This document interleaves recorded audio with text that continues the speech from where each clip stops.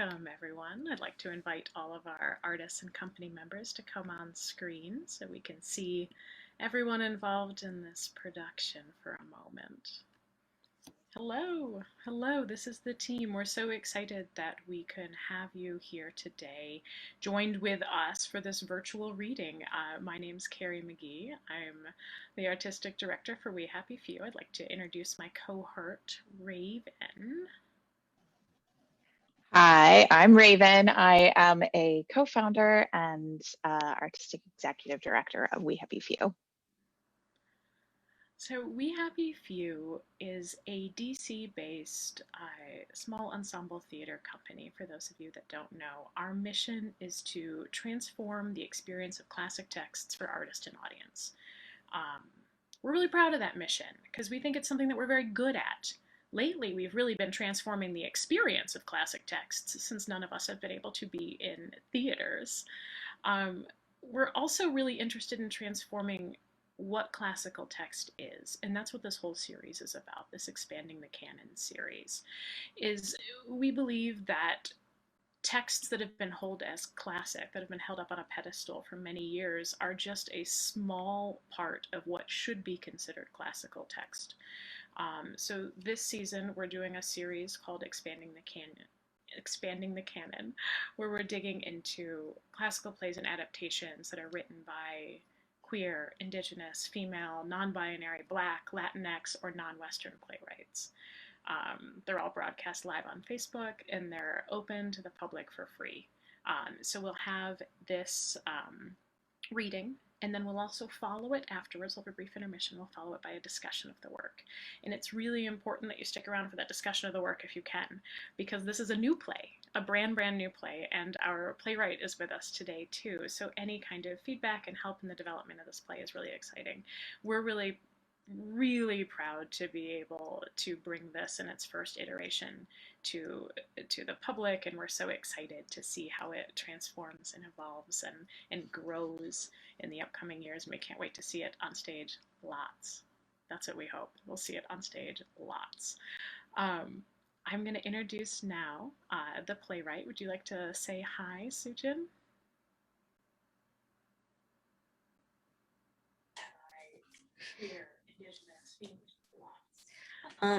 Sure, absolutely. Good evening. Thank you so much for sharing your Friday, your windy Friday evening with all of us. It has been a magical experience to give birth to this script, and I hope you all enjoy it. Would love to hear what you think about it after. Thank you, Soo-Jin. I'd also like to introduce our director for the evening, Stan. Hi, everybody. My name is Stan, and I was lucky enough to be selected to direct this piece. I'm very proud of it. I'm also really grateful to We Happy Few for asking me to pick a charity to donate to. The charity that I picked is called Hope for Grieving Families. When I lost my wife a couple years ago, I found a lot of support services for individuals, like, my kids got in therapy, I got in therapy, I got in a group for widowers, but there wasn't anything that supported the family as a whole. It wasn't until I found Hope for Grieving Families where I found, oh, here's an organization that supports grieving families and not grieving individuals. So if you feel so moved, if you would please donate. In specific, we are asking for donations today for a new program that we're launching, which is Send a Grieving Teen to Outward Bound. This June, we are sending on the order of 20 kids, I think, to a day of Outward Bound where they can talk amongst themselves and find other teens who are in similar circumstances. I find from my widow group that it's easier to talk to people who've been through the same experience than explain it to people who haven't. So thank you for considering that, and thank you for watching. I'm very proud of what my team has done. You can find a link for how to donate on the event description. You can also find it on our website, and we're going to drop that in the chat as well. Since this is a free reading, we recommend donating the price of a ticket. If you want to donate more, I'm sure they'll love you even more. but think of it as an opportunity to pay for theater by paying it forward for families. Without further ado, I think we should get to this reading. No one likes too much beforehand chatter. I'm going to invite everyone to go camera off at this point so we can begin. Enjoy.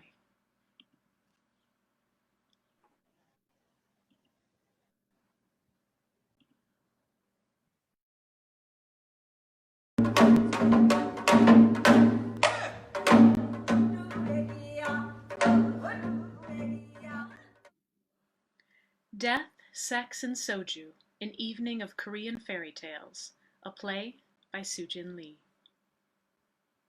Scene 1. Dark Theater. It's a full house. So, what are we watching again? Read the program. It's too dark to read in here. An adaptation of Korean fairy tales. What? We're watching children's theater? Oh, Calm down. is there any chance I can swap my ticket to see a regular show with death, sex, and nonstop nudity? 왜 이렇게 말이 많아? This is totally an adult show like that. Last time you made me watch a show, I was drooling from the best sleep ever. That was just a bad Broadway pick. I got free tickets tonight, so stop complaining. How long is it gonna be? I need to pee. Why didn't you pee before? Voice A taps his foot and tries to read the program in the dark. Death, sex, and soju. An evening of Korean fairy tales. Blah, blah, blah. Where's Korea again? Oh my god. What? 아주 무식해. Don't ever say that out loud when people can hear you. I'm bad at geography. You're Asian. I was born here. You should know where your ancestors are from. You know where your ancestors are from? Yeah. Holland, Poland, basically anything that ends with a Lund. Darkens to pitch black. Oh, it's starting. Please, don't snore if you fall asleep. Ow! Shh. 시끄러.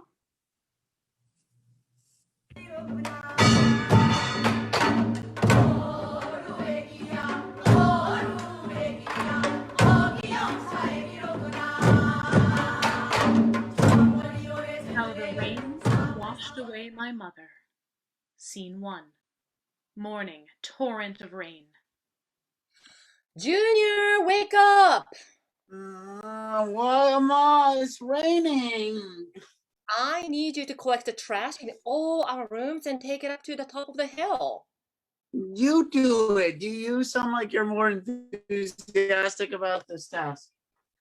I do everything for us. I need some help. You're asking the wrong person. Fine, no dinner for you. You're gonna starve your child? I could report you to Frog Protective Services. I wish you weren't such a lump who's allergic to my orders. Why are you this way? Did I raise you wrong? Bad genes, probably from Dad's side. Don't talk about him. See, bad genes from that side. You are a teenager now. You can pitch in with housework. I never asked to be born. Oh. Green Frog shuts his bedroom door. Oh, no, you didn't. Mom Frog screams and plops herself on a... Scene 2. Couch. Neighbor Frog is sitting in an armchair taking notes. When children don't listen, should we beat them? Greenie being his usual self, huh? I hired a therapist, a real one, not you. He was a waste of money. I even tried electrocution. What? The wattage was adjustable. What are you going to do next? I was desperate. Blind him permanently? If it made him listen, I would highly consider it.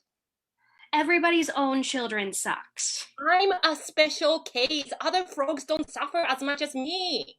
Frogs test parents to see if you still love them. I still wipe his ass when he goes to the bathroom. Okay, that's another level of nasty.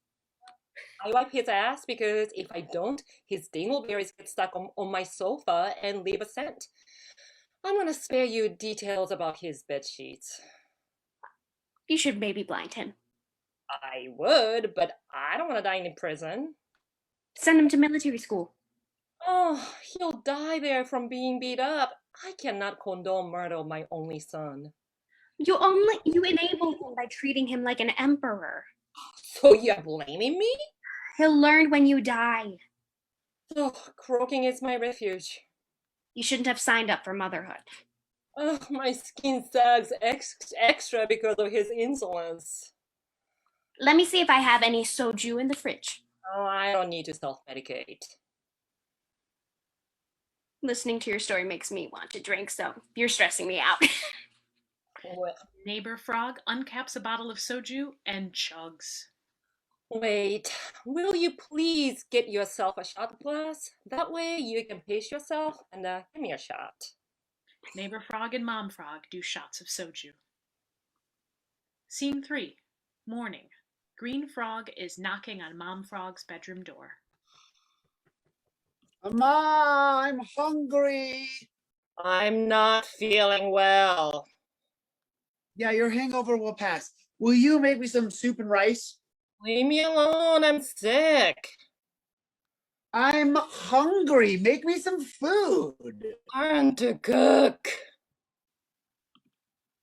I'm really, really hungry. Tough. You're mean. Who hasn't been listening to me his entire life? Check the fridge. I packed you seaweed rice yesterday. Go play on the hillside today. Take the food, eat it when you get there. Don't litter, and let me sleep. Scene 4. Seashore. Green Frog eats his seaweed rice. He plays in the water and litters everywhere. He trudges back home and makes wet prints on the floor when he enters the house. Oh, look at your muddy feet. Where have you been? Excuse me, you have muddied up the floor. I spent all day cleaning. Where did you go? The seashore? I told you to play on the hillside. Okay, whatever. I do as I please. Why did God punish me with such a son like this? Why did God punish me with a nag like you? No wonder there are no man frogs lining up outside your door to date you. Oh. Scene 5. Next morning. Mom Frog fries mung bean pancakes. Oh, finally! Breakfast on time! Green Frog tries to snatch a freshly made pancake. Mom Frog swats at him with a hot spatula. Get your frog feet out of my kitchen. But you honestly aren't going to give me a pancake? I'm taking it to the neighborhood party. But mung bean are my favorite. Eat your porridge on the table. Ugh, I hate porridge. It's good for you. Eat, easy to digest. Okay, I'm not an old frog. I don't have digestion issues. Stop complaining and eat your food. Please play on the lower neighborhood today. Why? We are setting up the party in the upper neighborhood. I can play where I please. Listen to me. Listen to me. Mom Frog swats at Green Frog's face. Ouch! Be good today, please. I'll go play in the upper neighborhood once I down this slop. Not in the house. Mom Frog stuffs herself with pancakes to self-medicate. She ends up crying and vomiting out the pancakes. She bangs her chest with a fist. Scene 6. Upper neighborhood. Mom Frog stacks pancakes on her table. Green Frog appears, bouncing his basketball. Adol, I told you to play in the lower neighborhood. There's nobody there to play with. Go home then. The party is for adults only. You know, parties shouldn't exclude children. That's like age discrimination. Go home. Green Frog pretends to shoot a basket Mom's way. He loses his balance and releases the basketball, which lands on the pile of pancakes. No! Oops. Mom Frog's table of pancakes collapses. Oh, you're gonna get it. You are the worst thing to happen to me. I'm sorry, Mom. I'm sorry. I didn't mean to. I promise. I am going to catch you, fry your frog legs alive, and eat you. Mom Frog trips and falls on her head. Oh. Scene 7. Home. Mom Frog is lying on her deathbed. Mama, please wake up. Get well. I don't like you lying there like a corpse, hardly breathing. If you're gone, I'll have nobody. I don't want to be alone. I'm so sorry. If I wasn't so mischievous, you wouldn't be like here like this. When I die, No, Mom, no, don't mention the word. not if, but when I die, because I will real soon. In fact, will you do me a huge favor? What favor? Bury me by the stream, not on the mountainside. But you're not gonna die. No idea when I'll croak, but it's gonna happen soon. Okay, you're really gonna die on me? Not by choice. Well, why the stream? You'll get washed away when it rains. Bury me deep. I'll bury you on the mountainside. By the stream. You're really cruel to keep bringing up death and burial plans. I can't share my wishes when I'm dead. I don't want to be alone. You'll make friends. People don't like me. In fact, you're the only one who cares for me. You're my frog, Adul. You'll figure it out. Have you practiced your frog sound? Giggle, giggle, giggle. No. It's gulge, gulge, gulge. Oh, you are the most contrarian frog I've met. It's giggle, giggle, giggle. Do it right. Gulge, gulge, gulge. Get out of here and let me rest. If I leave, you'll croak. If I irritate you, you'll still stay alive. Neighbor Frog enters with rice tea. Green Frog, would you like to feed your Oma? No. You feed her. I'm too tired.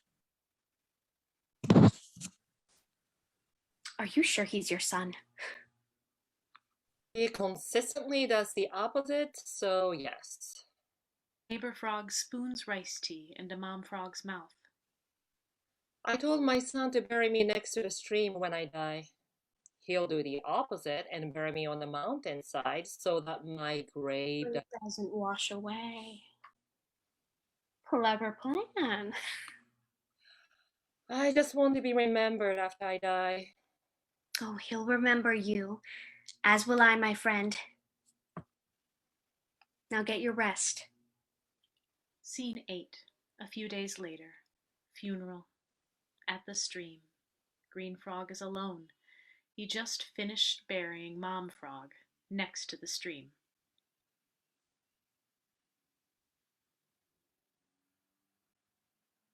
Giggle, giggle, giggle. I miss you, Oma, so much. I'm burying you by the stream here because I decided to be the son you always wanted me to be. I'm so sorry. I know you're not dead now, but if froggy spirits exist in the afterworld, I hope that you're finally proud that I finally obeyed your last request. Scene 9. The next day. Green Frog slept outside next to his mom's grave. He wakes up when it starts to rain. What the hell, Rain? Please stop. If you don't stop, Amaz's grave will wash away. Please stop, Rain. Ama, don't wash away. Please, I don't want to lose you again. Giggle, 개굴, 개굴, giggle, 개굴, 개굴, 개굴, giggle. 개굴, 개굴, 개굴. End of this tale.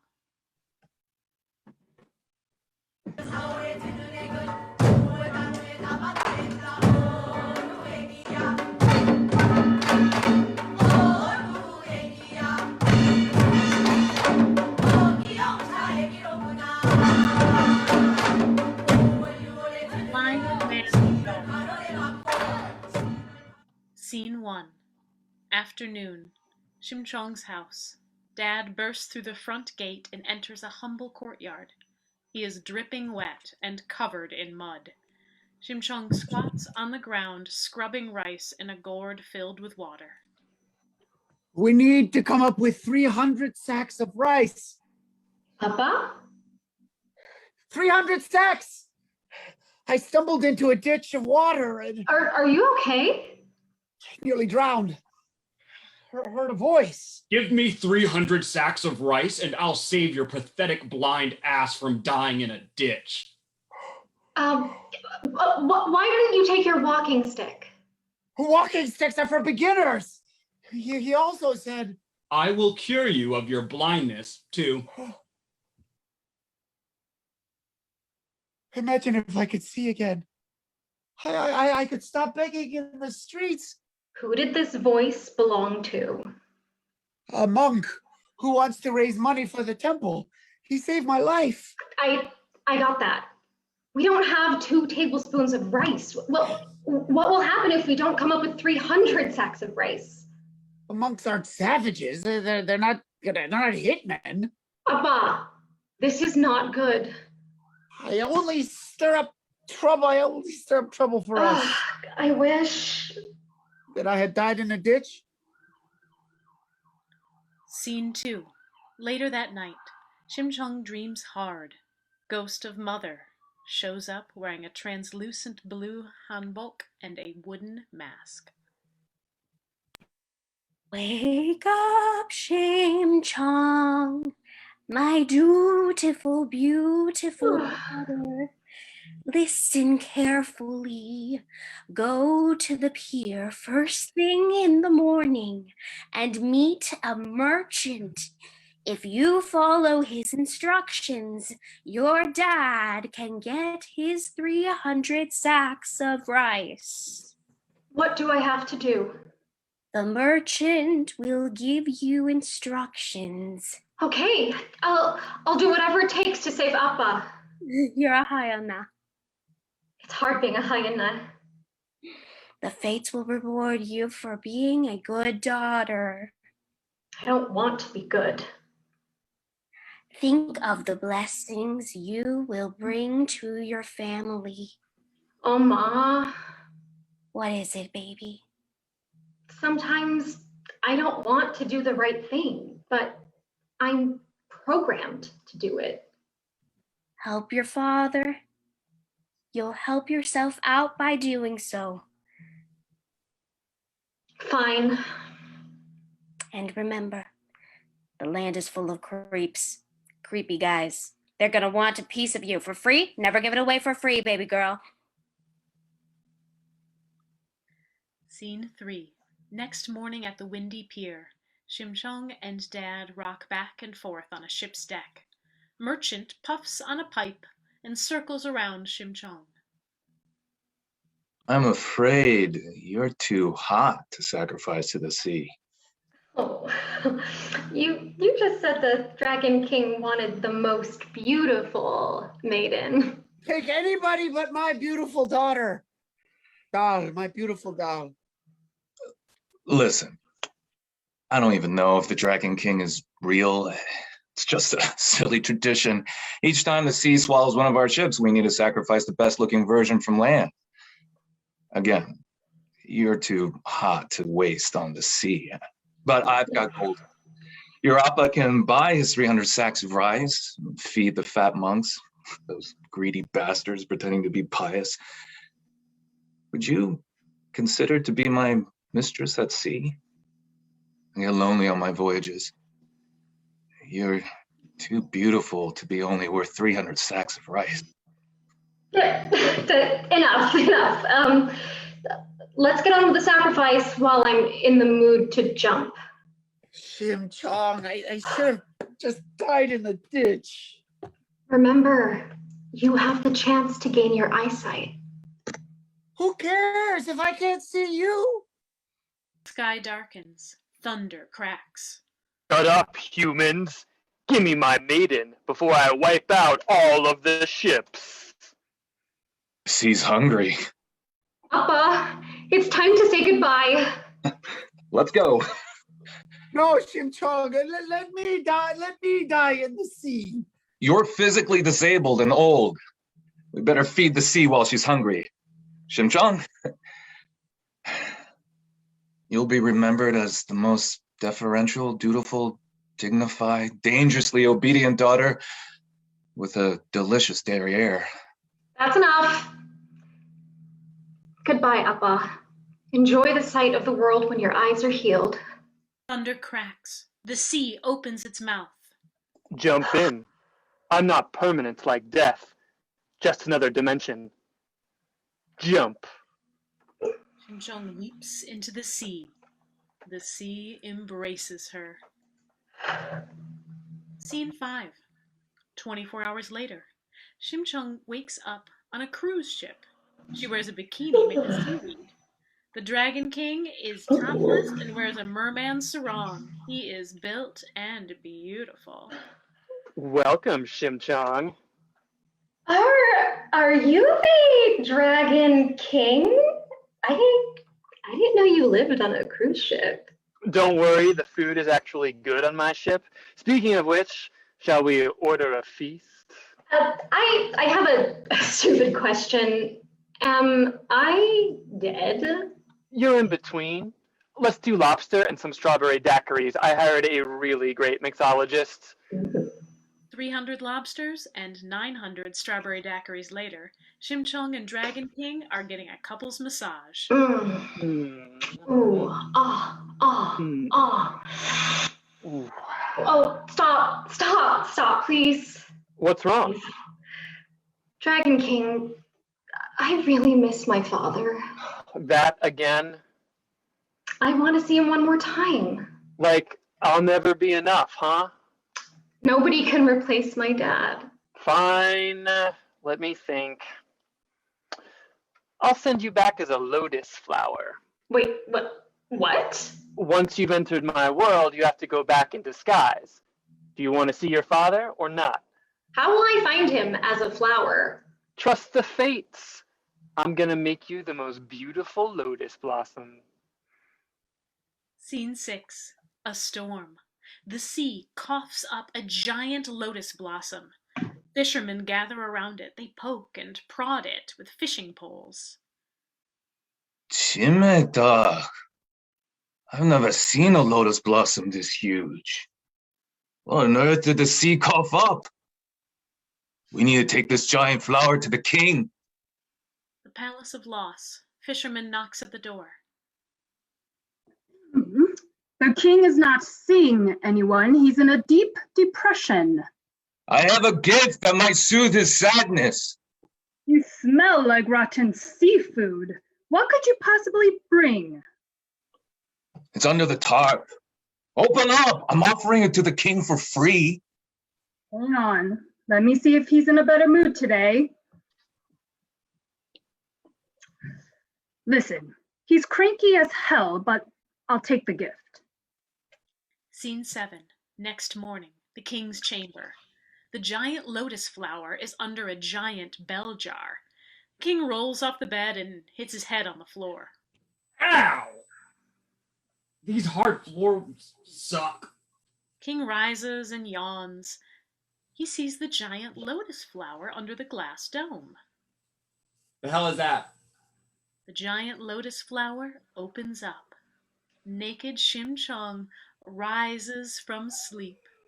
The king's mouth drops open as he sees the most beautiful human creature ever. What are you? Oh my god! I'm naked! Shim-Chung covers her nudity with her hands. Giant lotus flower disappears. Are you a flower? How did you get here? I don't know how I got here. All I know is I woke up from the best coma ever. What's your name? Shim-Chung, and you are... I'm the king. Shim-Chung has been holding a yoga pose, the eagle, to try and hide her privates. You look, really awkward. Would you like some clothes? What do you think? I have a bunch in the closet. I mean, I don't wear women's clothes. It's just that I couldn't throw away, my dead wife's stuff. How did she die? With childbirth. The baby died too. I'm so sorry for your double loss. Do you have a silk robe or a satin bed sheet? Anything? How about if I cover you with my warm naked body? Oh God, you're a lech. You've just stirred my loins. Ugh. I'm totally ready to make a baby. I am not a baby machine. Oh, it's all right. I'll do the work. Clothes. If you stay naked, I will give you everything I have, including my enormous kingdom. Oh, I can't. I'm a romantic and a virgin. I want to be wooed. You want me to be romantic? What do you want me to buy you? I don't want gifts from strangers. You want me to be arrogant and aloof? You want me to be a jerk to you? I don't like this. Shim-Chung transforms into a lotus blossom. Bell jar covers her. What does she want? Scene 8. Evening. The sea at sunset. On the beach, a table is set with lobster and soju. The king reads aloud a book of erotic poetry by Hwang Jinhee, famous Korean kissing or courtesan. Lotus flower stirs. Shim-Chung comes out of the lotus flower. How did you know Hwang Jinhee is my favorite poet? She's my favorite too. You don't strike me as much of a reader. As the king, I got the best education in the kingdom. You seduced me with poetry, and now you're killing me with cockiness? Taste the food.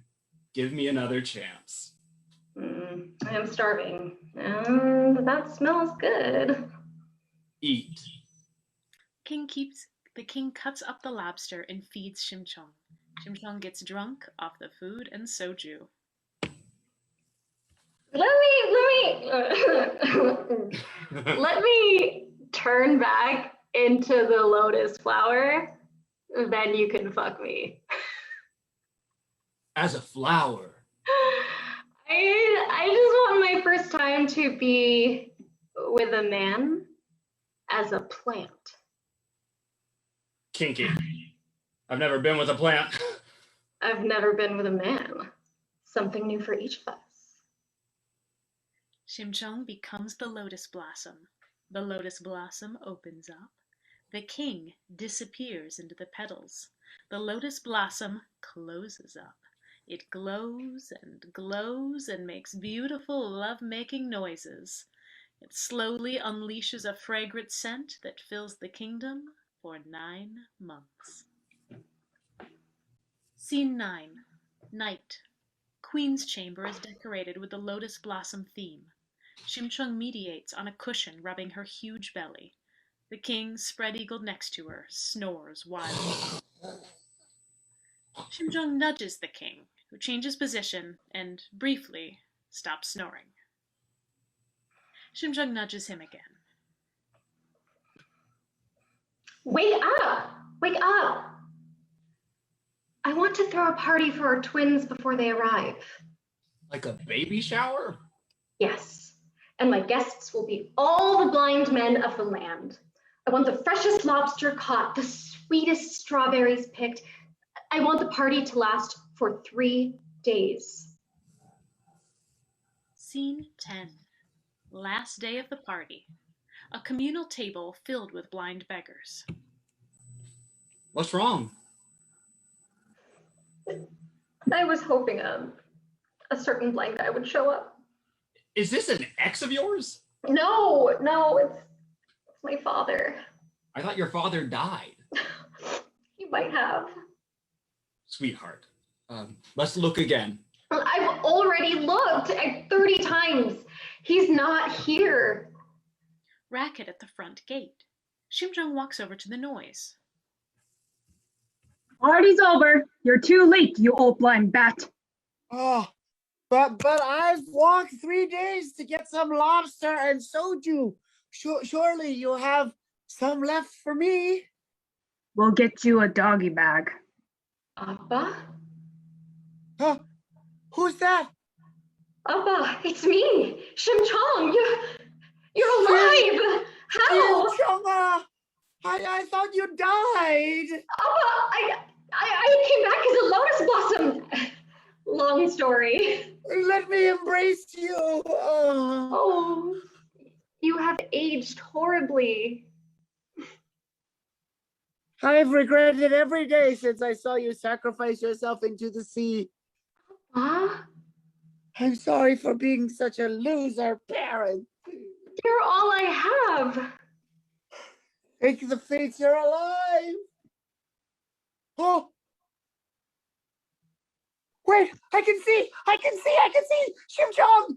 You're healed? Yes. Oh, thank you, Shimchong. Thank you. Shimchong and Dad watch the sunset together. End of this tale.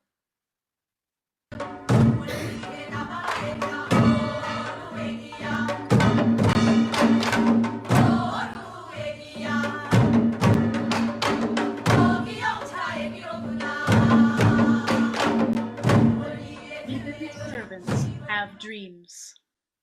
Scene 1. Day. Courtyard of Kongji's late father's house.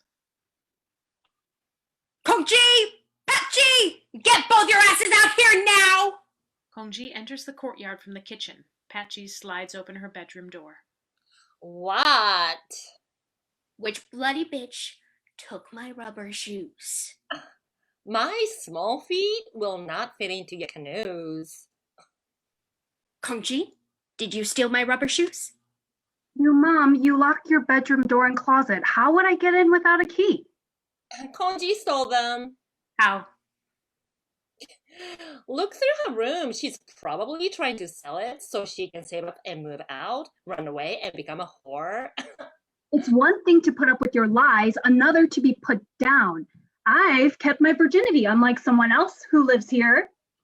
Shut your trap. You know nothing about my hymen's position. Enough of bitching. I paid a fortune for my rubber shoes. Mom, when was the last time you wore them? When I wore them home from the store yesterday. If the shoes don't get found, I'm taking it out of your wages, Kongji. You don't even give me wages, so I don't know what you're talking about. Jesus Christ! Your father just left behind a useless daughter who loses my shit. No dinner for you tonight, Kongji. Mom walks to the middle of the courtyard. Her feet are bare and muddy. Collect some warm water so you can wash my feet, Kongji. Set out the massage tables. My body is sore from screaming at you two disappointments. A moment. Patchy and new mom lie on massage tables naked. Taking turns, Kongji massages their bodies. God, you have no strength. She is a selfish prick who doesn't put in the effort, considering we clothe and bathe her and feed her too. Do you have to be defiant and pretend like you don't know how to give a massage? Ouch! She's probably gonna give me bruises. How can I seduce the magistrate if I have bruises? Maybe the magistrate will be blind. What did you say? Maybe the magistrate will not be shallow and overlook your fragile skin. Fragile? I have bouncy, useful, seductive skin. Shut up, I'm trying to distress. Then shut up, Uma. Mom swats Patchy on the ass. Ouch! Wake that skin up. Tighten those flabby buttocks. Hongji turns to the audience. This is so gross. I hate this part of my life. Why did you have to die, Dad? Why did you have to remarry this witch who gave birth to this bitch? Why did you even have me, Dad? You left me behind in hell. I feel so alone. Not sure if I can bear it much longer. I don't have anything, not even a cockroach to talk to. New mom won't let me own anything. I can't even keep the hair that falls off my head, the dust that slaws off my skin. All I do is cook, clean, plow the field, and scrub their bodies. Even if I do everything right, I get punished anyway.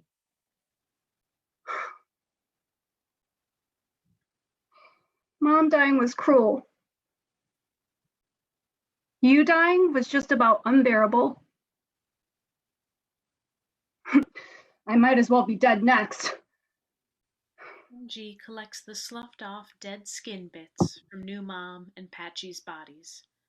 She takes the pile of dead skin to the kitchen. Fatigued, she labels it as rice. Scene 3. Next morning, breakfast.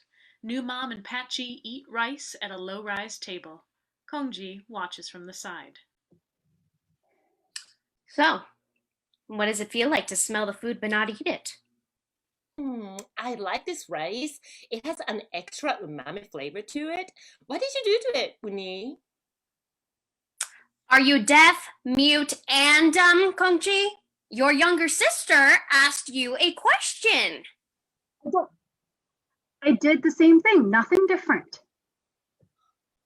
What are we doing today, Uma? Oh, we got an invitation to the magistrate's ball. He's looking for a wife. Yes, shopping. That's right. You need some new dresses. You unfortunately didn't inherit my looks. You look like your father's mother. Grandma's not hideous. She looks like an unattractive foot. That's really mean. She just has a big moon face with craters as facial features. Oh, what do you know about aesthetics, Kongji? Close your hole. What's the magistrate's favorite color? He's a mystery. He doesn't socialize. He's a hermit, which is unfortunate. Are we buying a dress for Konji? Oh, look how generous you are, Patchy. Thinking of your older sister. She's lucky to get your hand-me-downs. We only buy designer. What do you think about that, Kongji? I'm grateful for whatever Patchy shares with me. If Patchy marries well, then by domino effect, Kongji, you'll get picked too. Be generous to Patchy so she thinks of you when she's married to the magistrate. You think the magistrate will like me? Just open your legs first at the ball. If you get pregnant first, you marry him first. How am I going to get him alone? We'll hire a seamstress to make you the most seductive dress. Attraction is mental. What does a country rat know about courtship? I read novels. Before you return to reading tonight, I need you to plow through our entire field. All 7 acres? It's dry in the field, so it'll be challenging to plow. You may not look like an ox, but you sure move like one. She doesn't look like an ox, but she sure stinks like one. That's a pig. Think I can't hear shit? At least I'm rich and have a mother who loves me. Your soul is the color of bean shit gone foul. Hey, crazy bitches, why do you have to bicker? Your family. Get to the field, Kongchi. Grab your hoe. Patchy goes to get Kongji's hoe and looks suspect as she tosses it to Kongji, who catches it.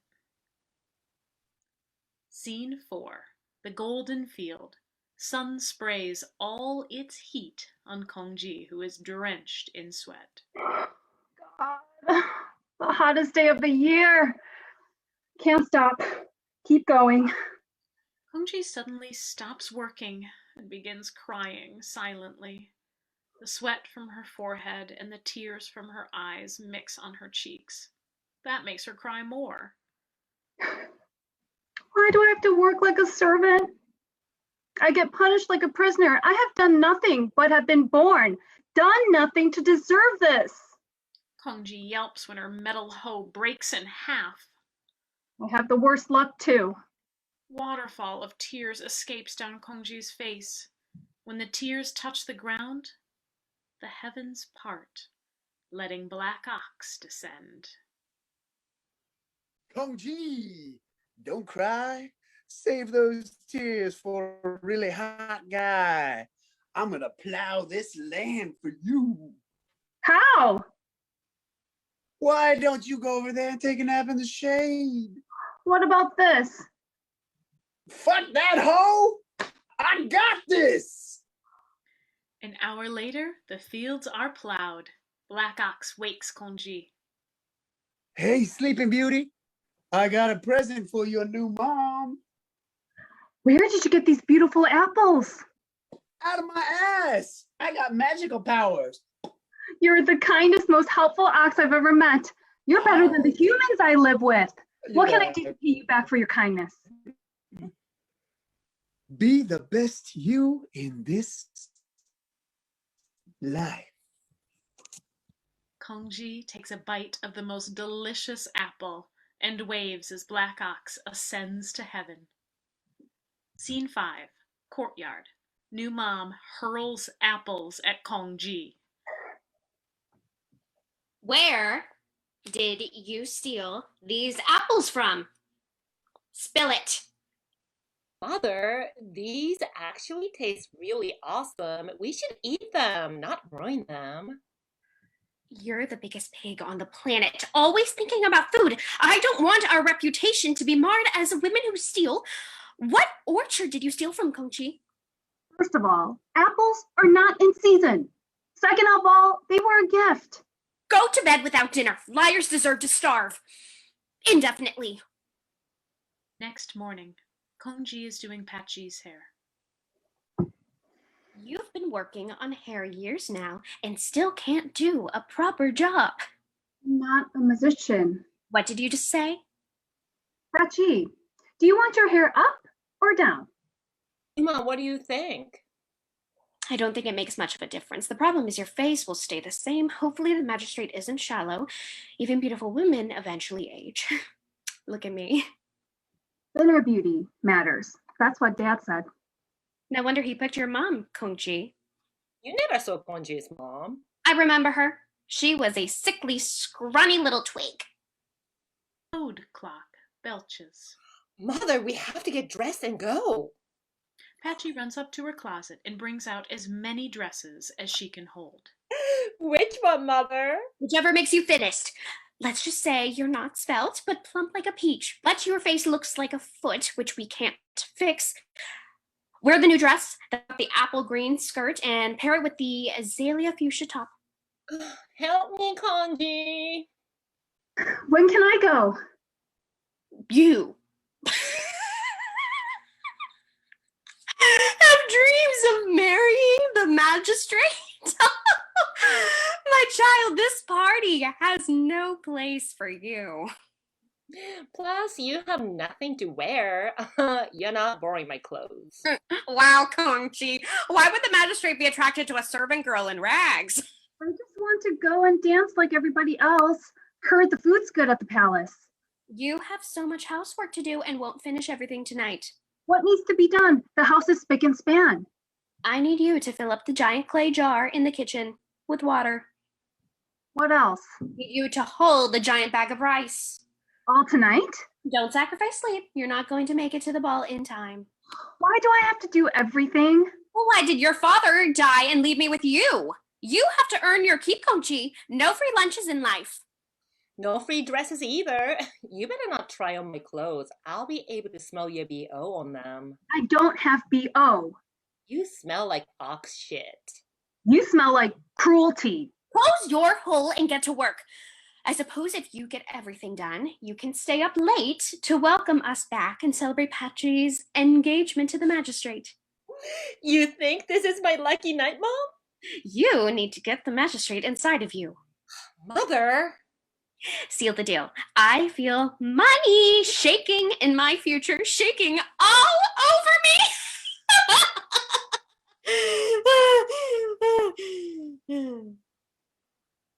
Scene 6. Kitchen. Kongji fills up the giant clay jar with water. The water seeps out from a giant crack at the bottom of the jar. This is rigged. How am I going to fill up this jar? I'll never make it to the ball. Everybody gets to party but me. Even slaves should have some time off. Toad appears.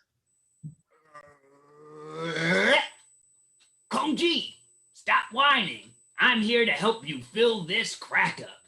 Are you a magical animal too? Not magical, just a toad.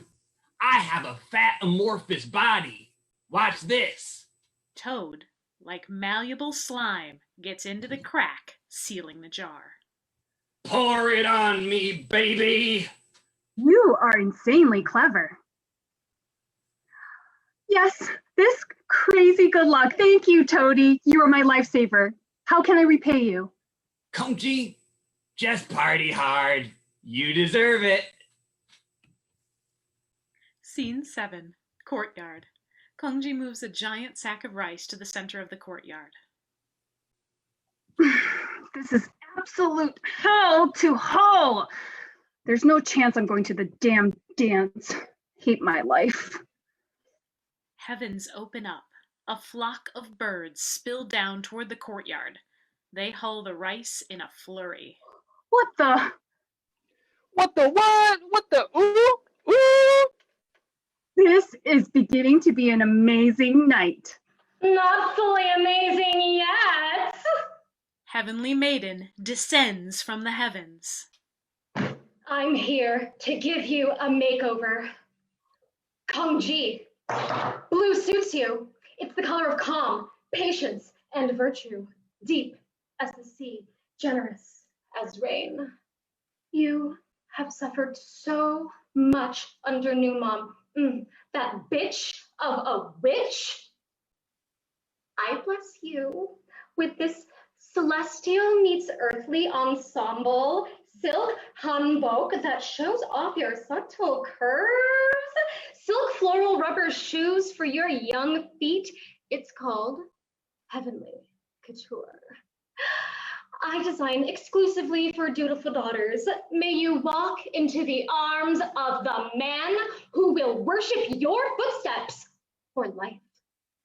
I bless each of your toes and heel cracks that I'm smoothing over right now.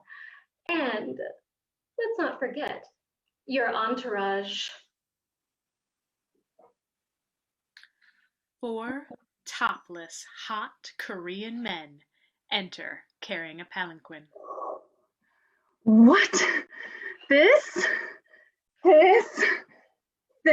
all for me? Enjoy your ride. Not on the men, but inside the palanquin. I'm lending you mine.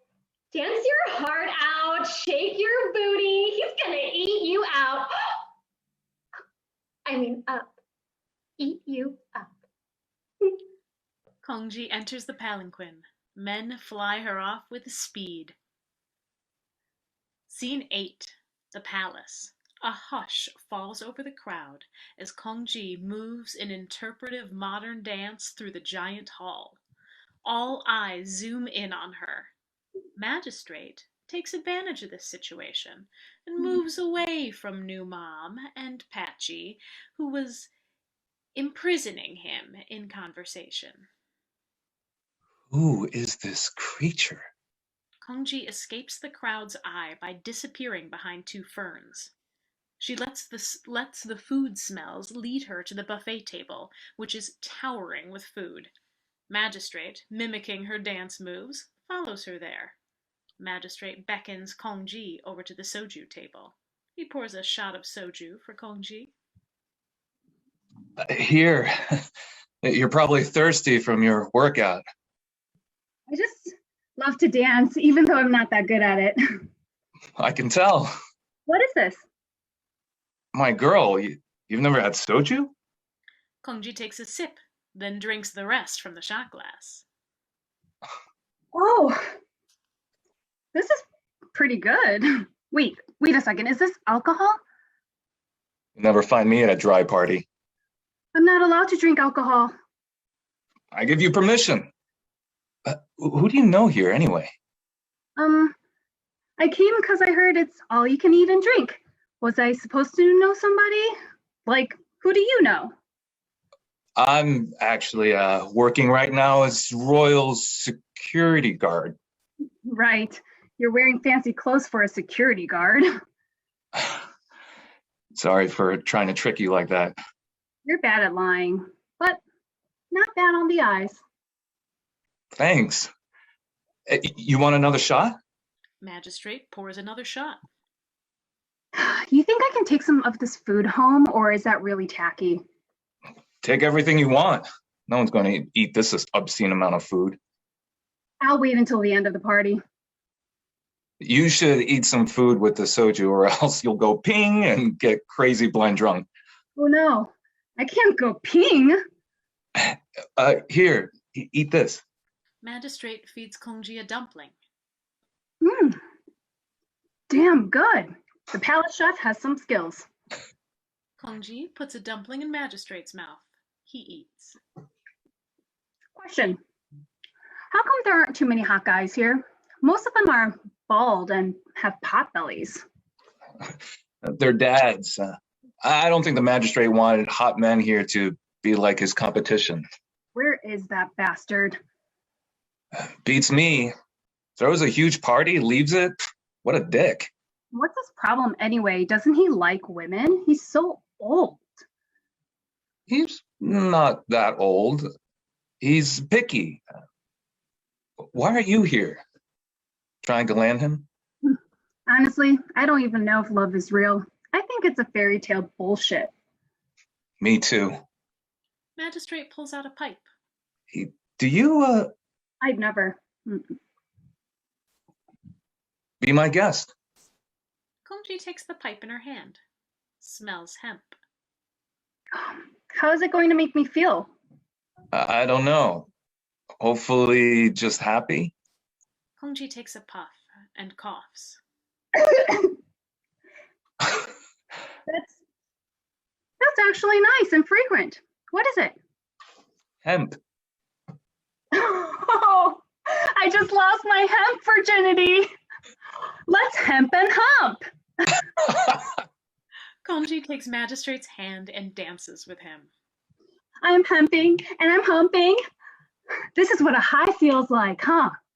Yes, pretty much. Hey, what's your name? Oh, I can't tell you. I'm not even supposed to be here.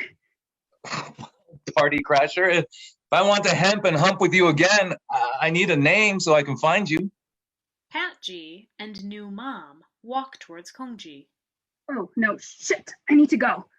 Magistrate grabs Kongji's wrist. Your name first, before I let you go. This is not a night for real names.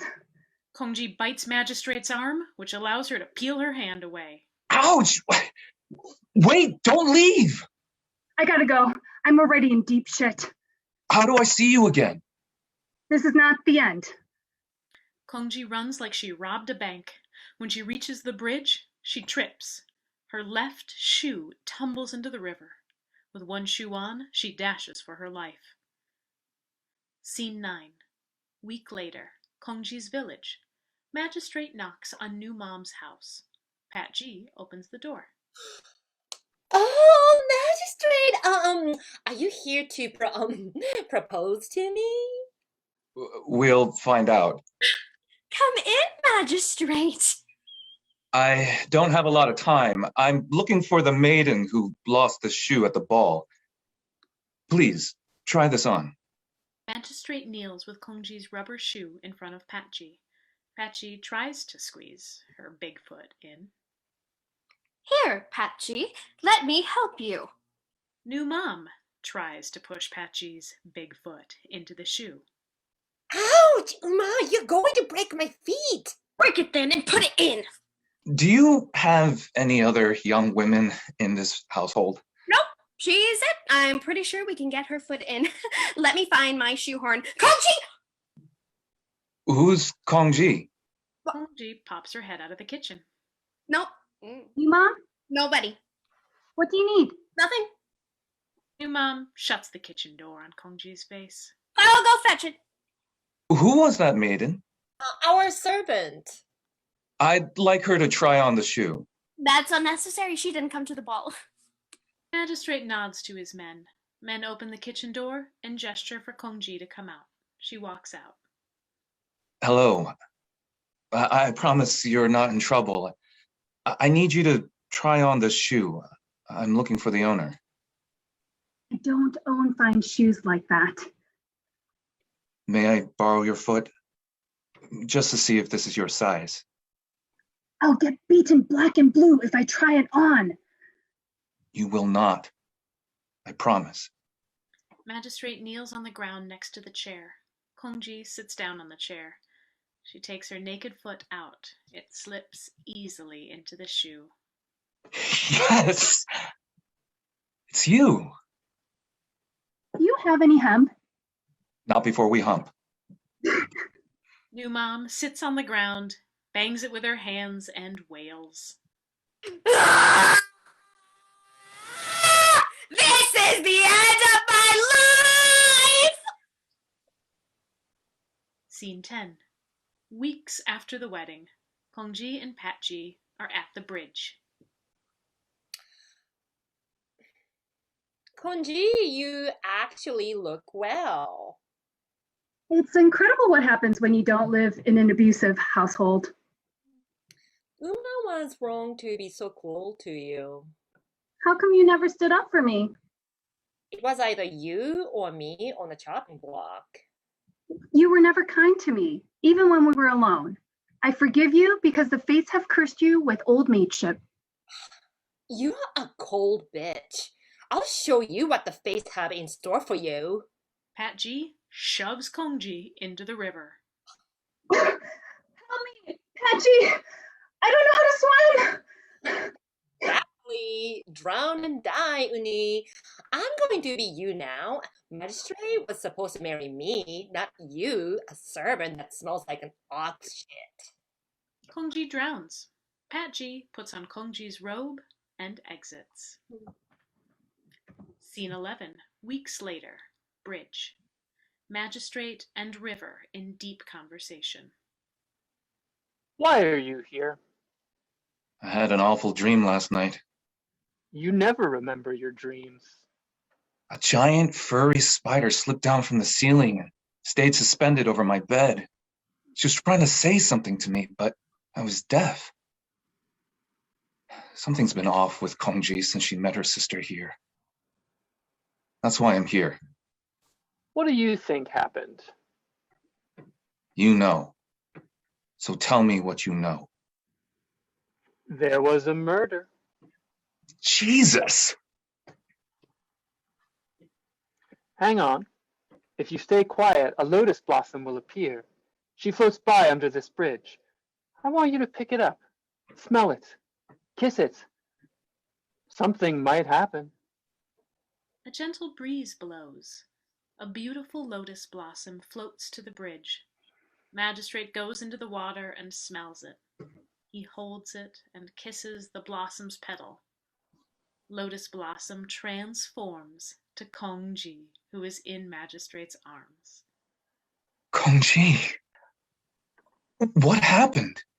Patji pushed me off the bridge to drown me. You have the worst family. She's not my blood sister. She claims to be pregnant with my child. When was the last time you humped? The night before you were murdered here. Then she's full of shit. Let's give her hemlock juice tonight. Don't throw away her body. I have an idea. Scene 12. Morning. Kongji's house. Courier brings in a package wrapped in royal silk. Special delivery from the royal palace. What are you waiting for? Tip? Got no money for tip. Rich people are the cheapest. And servants are the greediest. You can go now. I've got instructions to stay. Excuse me? Go ahead. Open the gift. New Mom stares at Courier suspiciously. She unwraps the gift. Maybe it's money, luxury item. Mama, I made you a special soup for your health so that you can live forever. I made it to your taste buds' liking. Oh, that's sweet, my Kongchi Pachi. Learning to cook at the palace. I bet the ingredients were expensive. New Mom opens the lid of the pot. She takes a spoonful of soup into her mouth. Damn! This is tasty! Love the umami flavor. Can't place the flavor, but it's good. New Mom slurps, slurps, slurps. The best soup ever, huh? I've never tasted anything more delicious. It was your daughter Patchy. What? Cooked to get this tasty broth. You were just chewing on your own flesh and blood. Get out of here! What does it feel like to have your daughter in your mouth? You are... Courier takes her disguise off. It is Kongji. Very clever and very just. New Mom vomits. Chokes on her vomit and dies. End of this tale.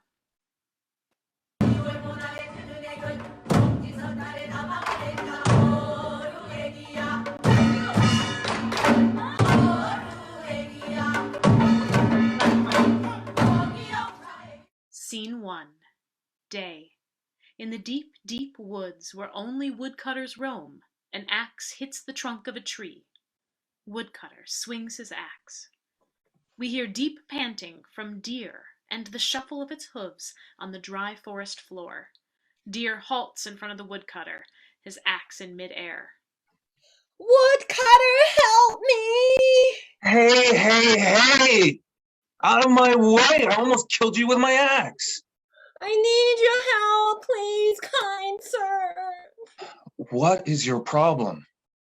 There's a hunter after me. I don't want to die in his hands, so hide me, please. Fine. Go up the hill. There's a cave to your left. Hide there. I'll deal with this dude. Oh, the heaven will bless you, sir. I will not forget your handsome deed. Yeah. Woodcutter resumes chopping. Hunter appears with a bow and arrow. Hey, woodcutter. Hey, douchebag. You see a deer around here? Went that way. You sure about that? No, it went that way. You're an asshole. And you're an incompetent hunter. And after I kill that deer, I'm coming after you, forest trash.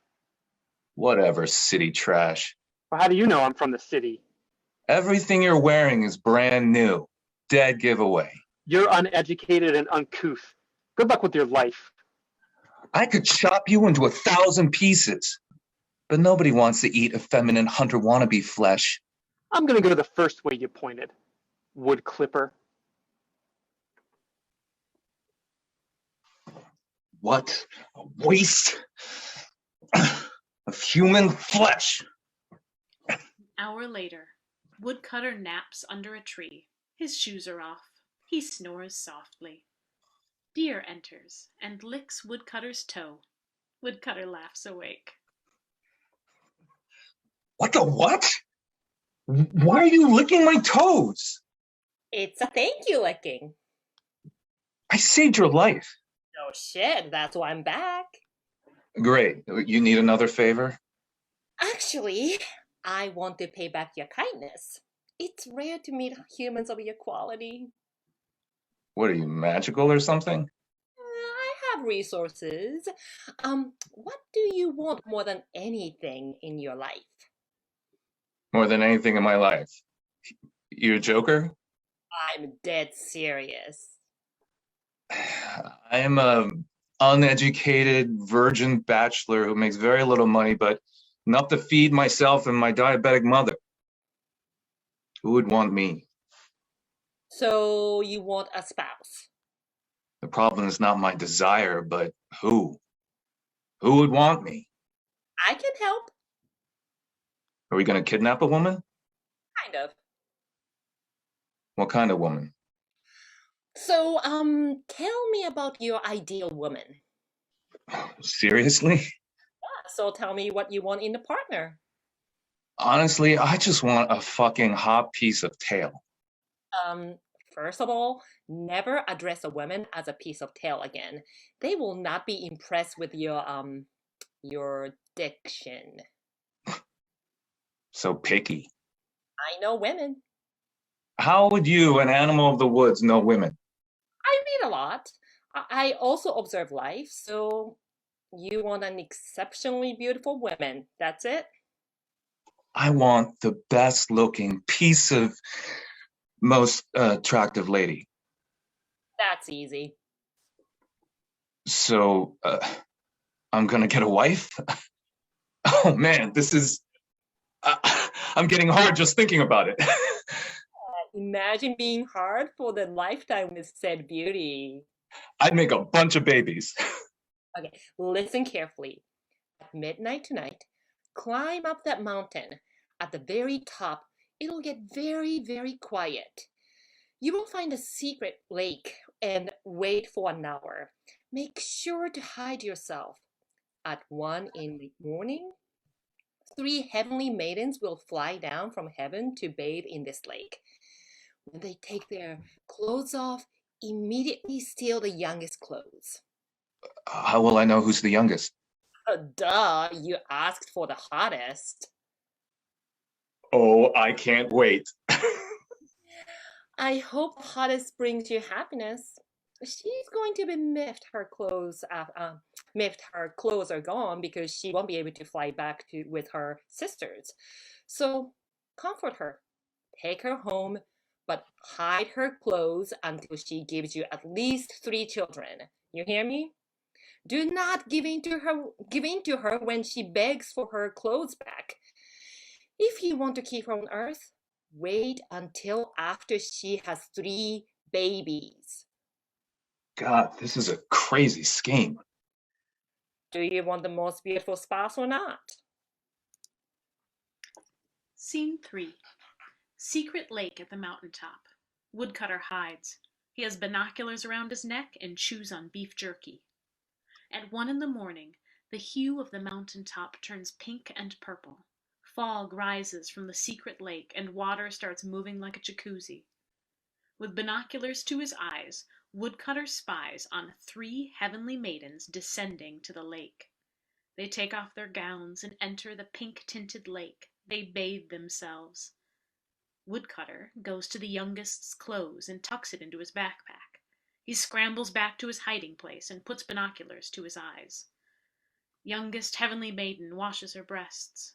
Woodcutter watches carefully. Shit. Beef jerky drops from Woodcutter's mouth. He drops his pants and starts jerking it. God damn. Oh, these maidens. Fuck. So goddamn hot. I would fuck each one of them. Oh.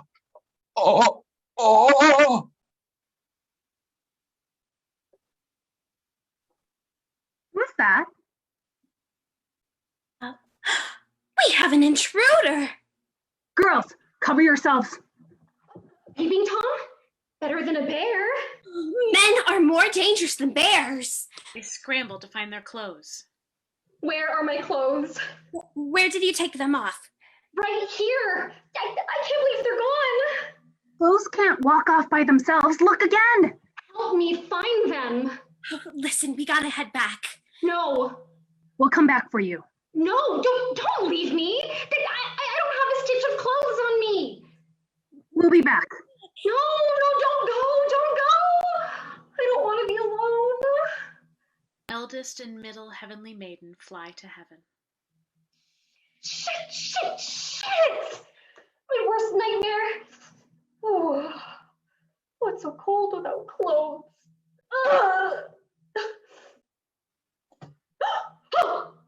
Please, don't rape me. Please. Are you okay? No, I am not okay. Somebody stole my clothes. Now I'm stuck down here on Earth. I'm so sorry. What can I do? Find my clothes. Now. I mean, please help me find them.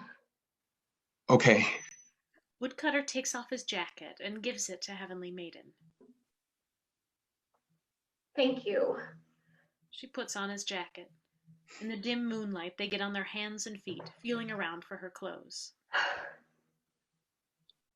You have a beautiful body. What? You have a perfect body. Find my clothes. I'm sorry.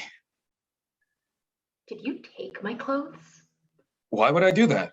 Because you're a pervert. Men are perverts. I'm a virgin. You look too old to be a virgin. I never meet women with perfect bodies. I never meet women, period.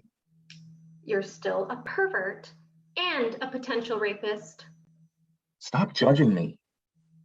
Stop ogling my perfect body. You want me to still help you find your clothes in the pitch dark? I don't think my clothes are here. Ugh, this makes no sense. I'm sorry for your bad luck. Can I take you home? For rape? No. I'm just a nice guy. No ulterior motives. For Pete's sake, I'm a virgin. I have no game. Plus, I live with my mom. Hard to bring women home.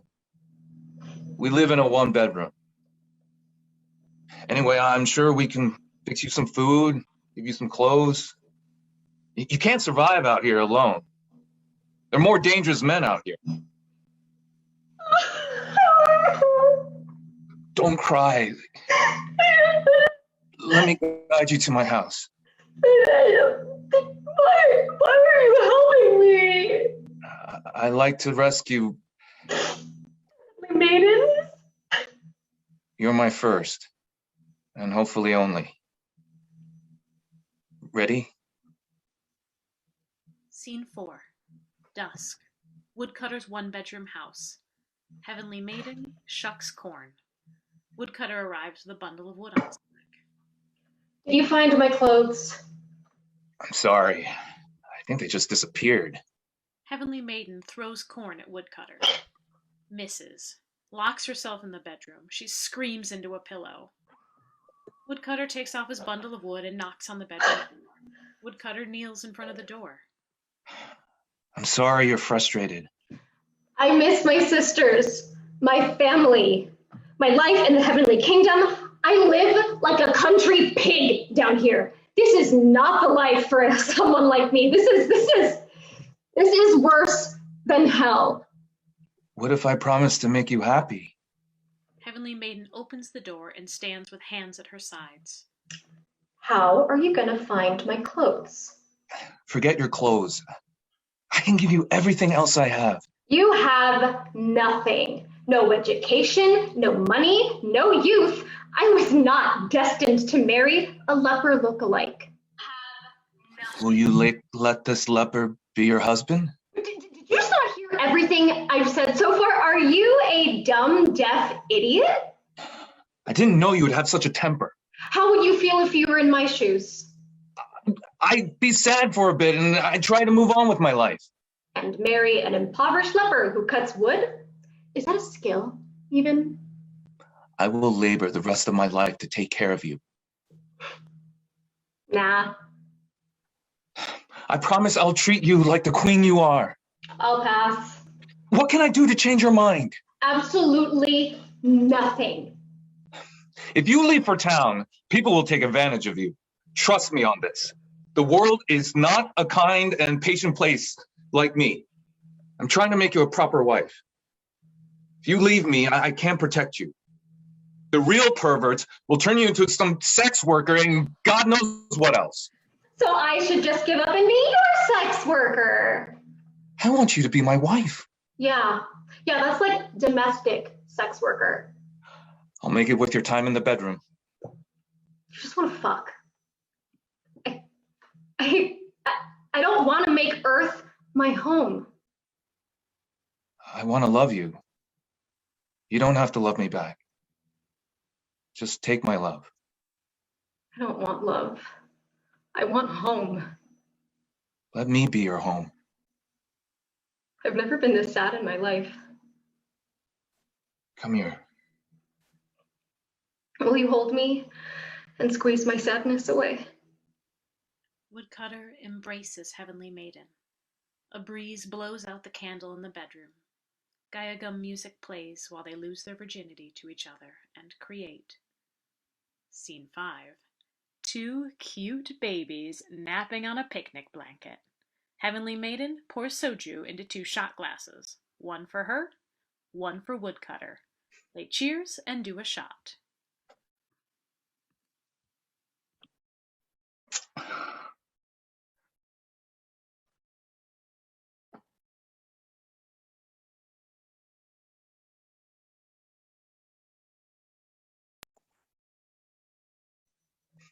I wonder why they couldn't make this stuff in heaven. I could just chug a lug all day long. I'm glad you're enjoying your life on Earth. I would miss this drink if I left. Soju. Take it easy, sweetheart. Unless you want to make some more cute babies. I'm a banging baby making machine. Grind and fuck machine, yeah. Ooh, pump and suck milk machine. Who's thirsty? Get in line. Get in line. Knock it off. I don't want the neighbors lining up again. Please. Soju makes me wanna. Cut it out. You don't have to be so aggressive. You're drunk and out of control. Heavenly Maiden starts ripping the rest of the clothes off. Stop it! You like seeing me buck naked to fuck naked? Woodcutter slaps her face to get her attention. Babies wake up and cry. You're not the village hooker. Act like a decent mother. If you can't handle soju, then stop drinking. It's the only thing that makes me happy and forget about my fucking tragedy. Oh my God, stop talking about your clothes. You stole them, didn't you? Heavenly Maiden pummels Woodcutter's chest. You stole my fucking clothes. I hate you so much. I knew it was you. I knew it was you. God damn you. Heavenly Maiden punches Woodcutter to the ground, kicking him. Give me my clothes back. Give me my clothes back. I demand it. I demand it. I fucking demand it. Heavenly Maiden trips over the soju bottle and blacks out. It begins to rain hard. Woodcutter puts babies in his wood carrier and scoops Heavenly Maiden up in his arms. He looks to the heavens and cries. Scene 6. Next morning. Torrential downpour. Inside the bedroom, Heavenly Maiden is stitching baby clothes. Babies coo and play on a blanket. Rain pauses. Knock at the door. Heavenly Maiden opens the door and sees a package wrapped in pink silk. I love presents. Could this be? Could this be? She unwraps the package and finds her clothes inside. Oh my! This was I can go home now.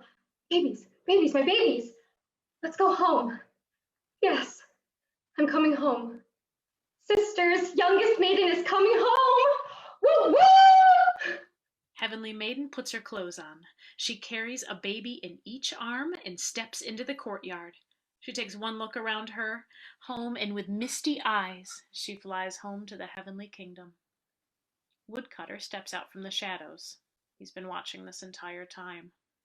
He shuts himself in his bedroom and sleeps for 40 days. Only soju bottles collect in his bedroom. On the 40th day of his depression, Woodcutter rises from his bed, reeking of soju and sweat. Scene 7. Dusk, deep in the woods where Woodcutter first met Deer. Woodcutter waits. Deer appears. Hello, old friend. I knew you would show. Why didn't you listen to me and wait for her to have 3 kids? Then she wouldn't have been able to carry 3 of them to heaven. You can't ask a woman to choose between her children. She was very, very unhappy. My marriage was going to shit. Excuses. I just wanted her to choose me. She was not in love with you the way you were with her, the way I was with you. What? Oh, nothing. Help me get to my family. They're all I've got. What about your mother? She's old. She'll understand I want to be with my wife and kids. Be careful what you wish for. I've never been more sure of what I want. Are you going to help me one more time, friend? Of course, I'll help you secure your happiness. You're the kindest animal I've ever met. You are the only human who saved me. It's not difficult to be kind to you. Okay, so go to the top of the mountain where the secret lake is. The sisters learned the hard way not to come back down again, so they are drawing water from the lake with a bucket. At 1 in the morning, a bucket large enough to hold your body will come down 3 times. The last time it comes down, let it fill with water first. Then empty out the water and put yourself into the bucket. You'll get carried up and be united with your family. Remember, if you go, you'll be stuck up there. Scene 8. Heavenly Kingdom. Woodcutter and Heavenly Maiden walk while holding hands. I'm so glad you're here, but you don't look happy. What's wrong? My mother's getting old. I didn't get a chance to say goodbye to her. She might already have passed at this point. I can't let myself think that. What are you going to do? If you leave the Heavenly Kingdom, you won't be able to come back. There's no way to return? I don't want our children to grow up fatherless. They won't. There's gotta be a way to return. You're willing to choose your old mother, who might already be dead by now, over me, over our children. I'm the only family she has. And we're not family? Don't make me choose. You already did. I hope you can live with your choice. Don't be like this. You're really good at choosing to live a complicated life for a simpleton. I want to see my mother one more time. That's all.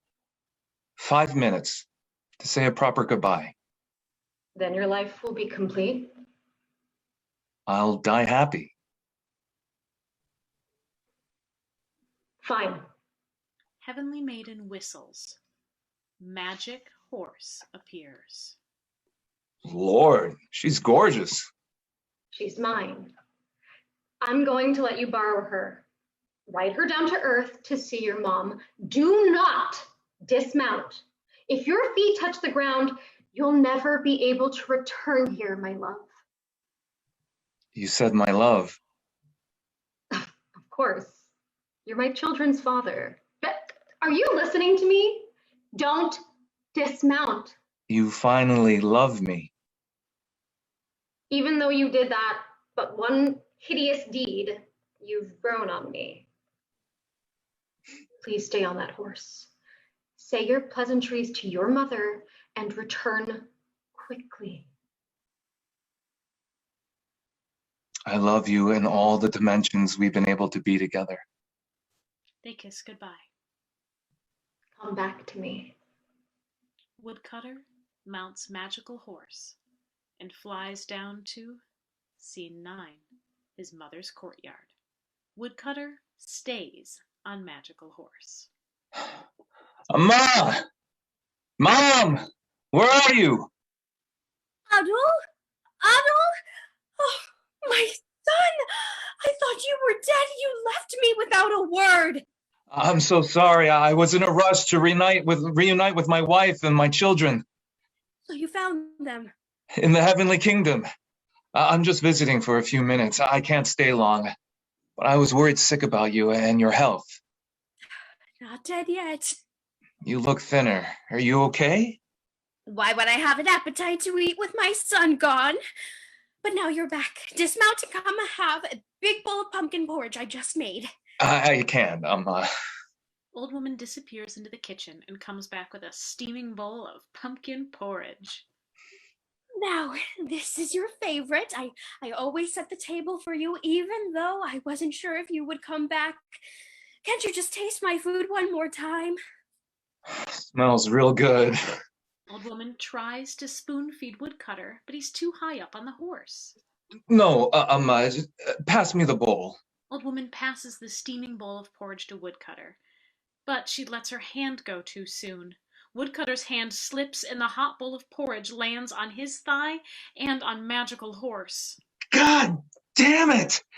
Fuck! That's hot! I'm out of here! Magical Horse bucks. Woodcutter tumbles off Magical Horse and lands on the ground. No, come back. Come back! Here, I hope your burn isn't too painful. Let me wipe the mess off. Get off me! You don't understand. Now I can't go back to see my family. You dumb boy! I am your family! I don't want to be stuck on Earth. Stop your tantrum. I never liked your mail order bride. She was your spoiled, rotten, selfish, emotional disease. We'll find you a new bride. One that's plump with a happy disposition and culinary skills. Adol, heavenly maidens aren't meant for human men. Any idiot knows that. I think I might die of heartsick. The best thing to happen to you is getting rid of that sassy witch. The kids. Pepper still works. Make more children with the next bride. Old woman disappears into the kitchen. In the distance, Woodcutter sees the top of the mountain. He reaches his hand out towards the secret lake.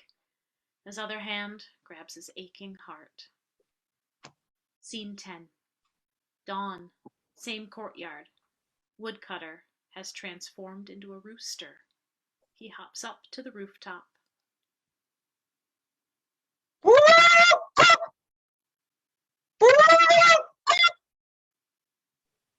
Pumpkin porridge!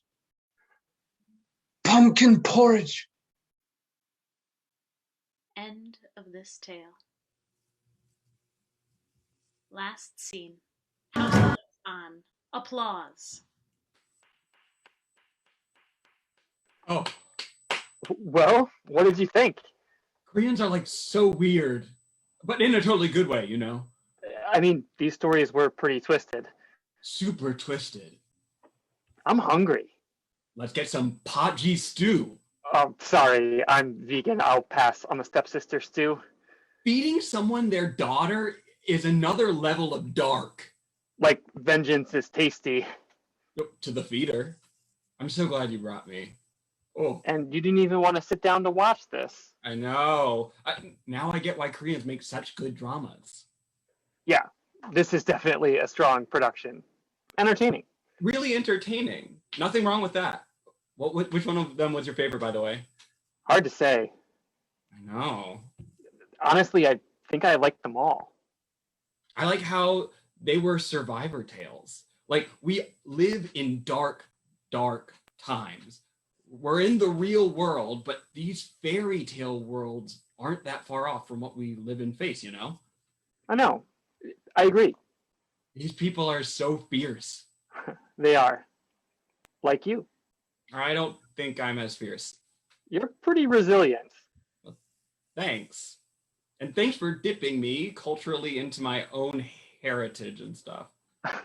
Anytime. Let's drink some soju. And have sex? And not die.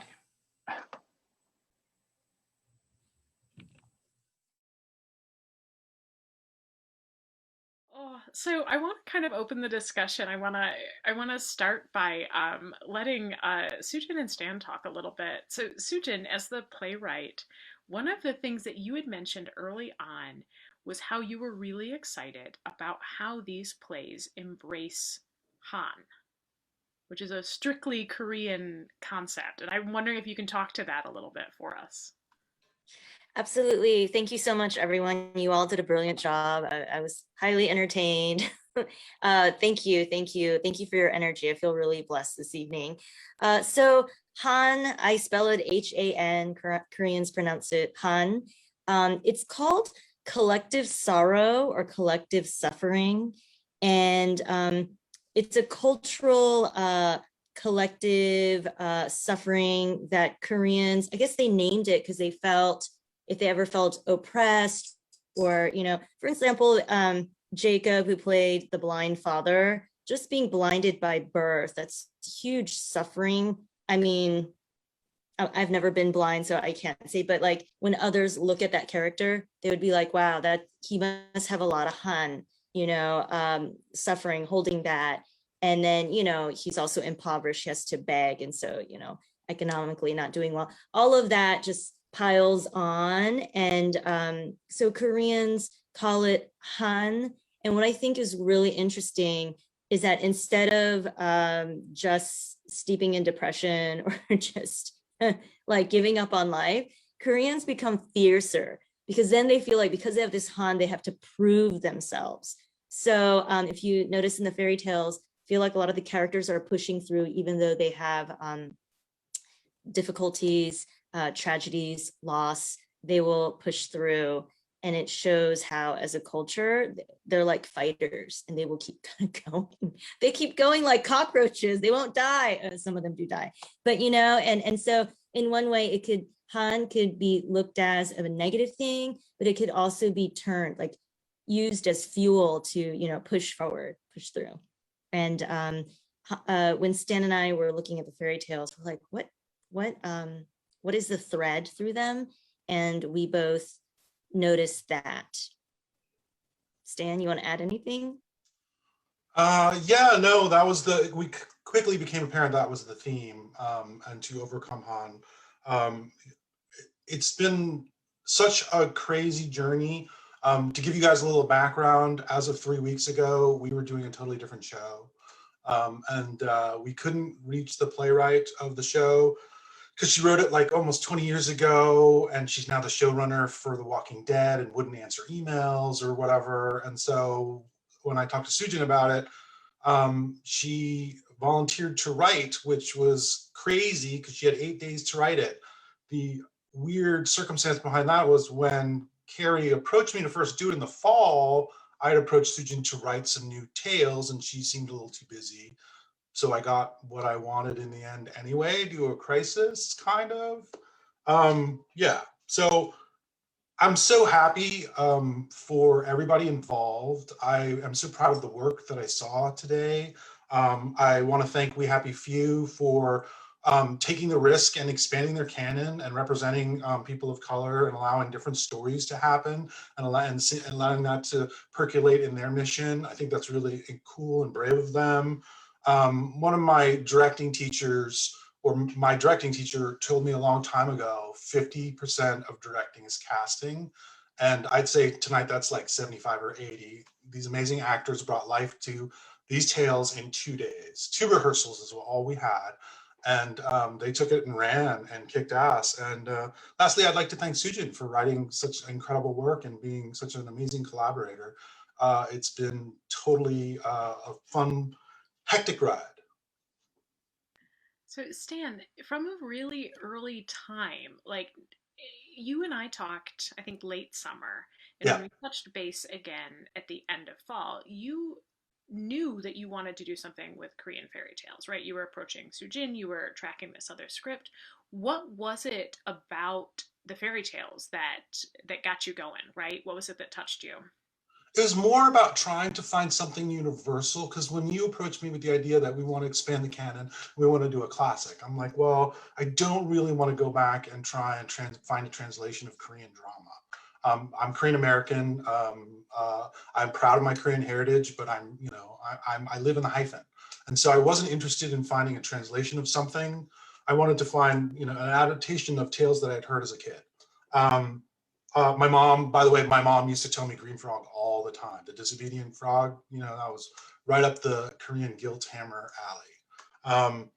I love trying to do fairy tales or seeing adaptations of them. I love adult fairy tales. I think they're really cool things to mine. And that's why we started looking for something. Luckily we landed here. Speaking of adult fairy tales, this was really adult, and it was interesting to look at these fairy tales through a very different lens because I had read a couple of them before, and they're a lot more Disneyfied, to say the word, right? Like there's a lot more happily ever after.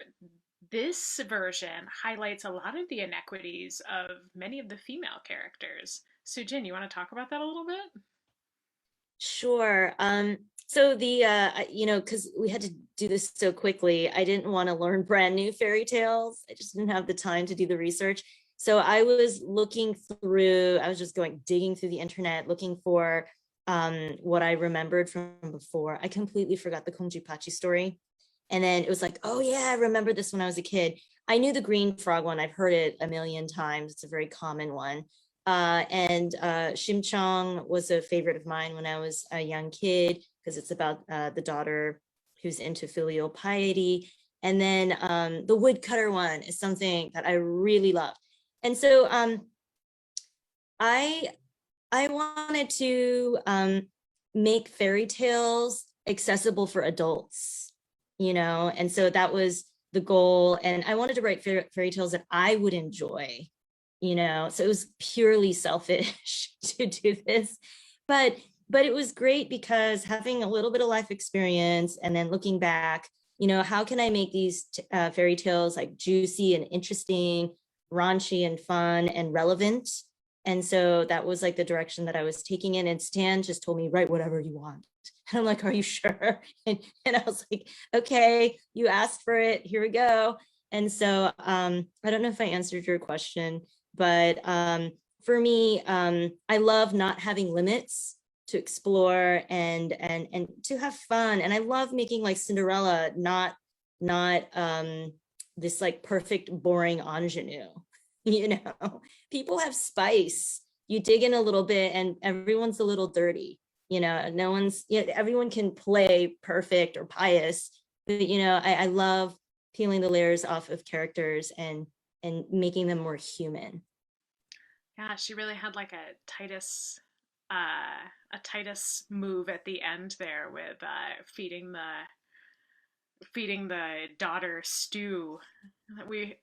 The Shakespeare buffs in our crowd, I'm sure, were like, ooh, ooh, ooh. So it is really interesting how universal these stories are across a lot of different cultures, right? You mentioned the Pachi story, the idea that like that is a very strong parallel to Cinderella, which I know is a tale that I've known for a long time. So it was really interesting seeing how they play out in different cultures. I enjoyed that a lot. Yeah, and what's great is it's about the sisters, their competition that trumped like trying to get the prince. It's like the man is the accessory, but it's like, hey, who's the baddest girl? So I love that. I love that. And the man aids her with the revenge, with the hemlock juice and stuff. And, you know, she's, you know, center stage weaving her tale. So, you know, she's pretty fierce. Yeah, straight to the hemlock. I loved that.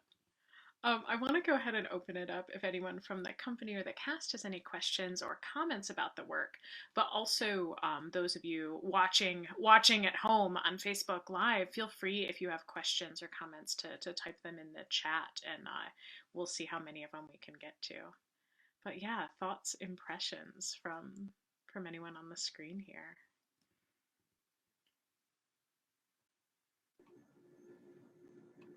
I think, oh yes, go ahead. And I just want to ask a really basic question because I bet lots of people want to know this. What is Soju? I know it's alcoholic, but what is it made from? It's a Korean alcoholic beverage, I believe. Potatoes or rice wine. It's like a really cheap vodka. You drink it at pojangmachas, which are like these street carts. You drink it at like famous kalbi restaurants. It's ubiquitous, for lack of a better word. I really didn't like it a lot, but I drank a lot of it when I lived in Korea. And then I had the good stuff, right? I was drinking the street hooch, sort of like the Burnett's vodka. And then I had some really good stuff. And I was like, oh, this can be good, as opposed to a vehicle of getting drunk, but just the ubiquitous liquor of Korea. Yes, it's very close to vodka. It's like sort of like rice vodka. Sometimes it's made of potato, but it's really affordable. I mean, a bottle of it, it almost, what, I don't know, what would you describe the size of it? It's not like a bottle of Coke, maybe slightly smaller. You can get maybe like 5 or 6 shots out of it. But you know how wine is 12% alcohol? Hard liquor like vodka is like 40%. Soju is in the perfect middle. It's like 22 to 26%. It depends on the brand. And in Korea, a lot of women like to drink soju because it's like in between. Like wine is too light, vodka is too strong. So like an in between. I don't think we have that here in the US unless you go to the ABC store and get soju. But it's like a working person's drink.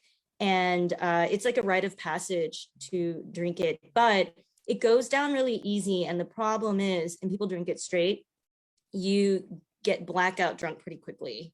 Sometimes your limit might be 5 shots, or sometimes it might be, you know, like a bottle or 2 bottles. People will like brag, oh, I'm a 2-bottle person versus 1 bottle, etc.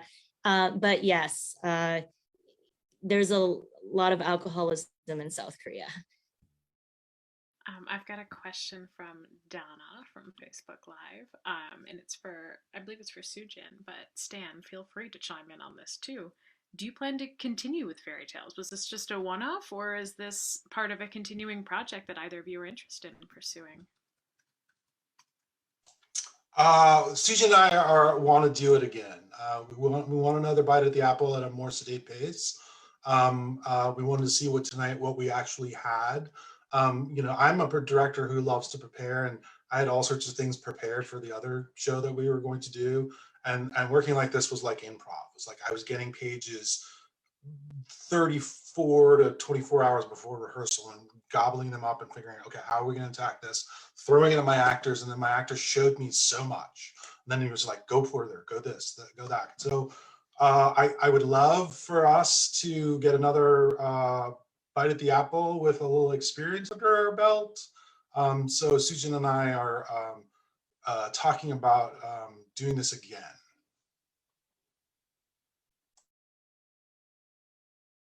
I think there's a lot of people that would be pretty excited about that.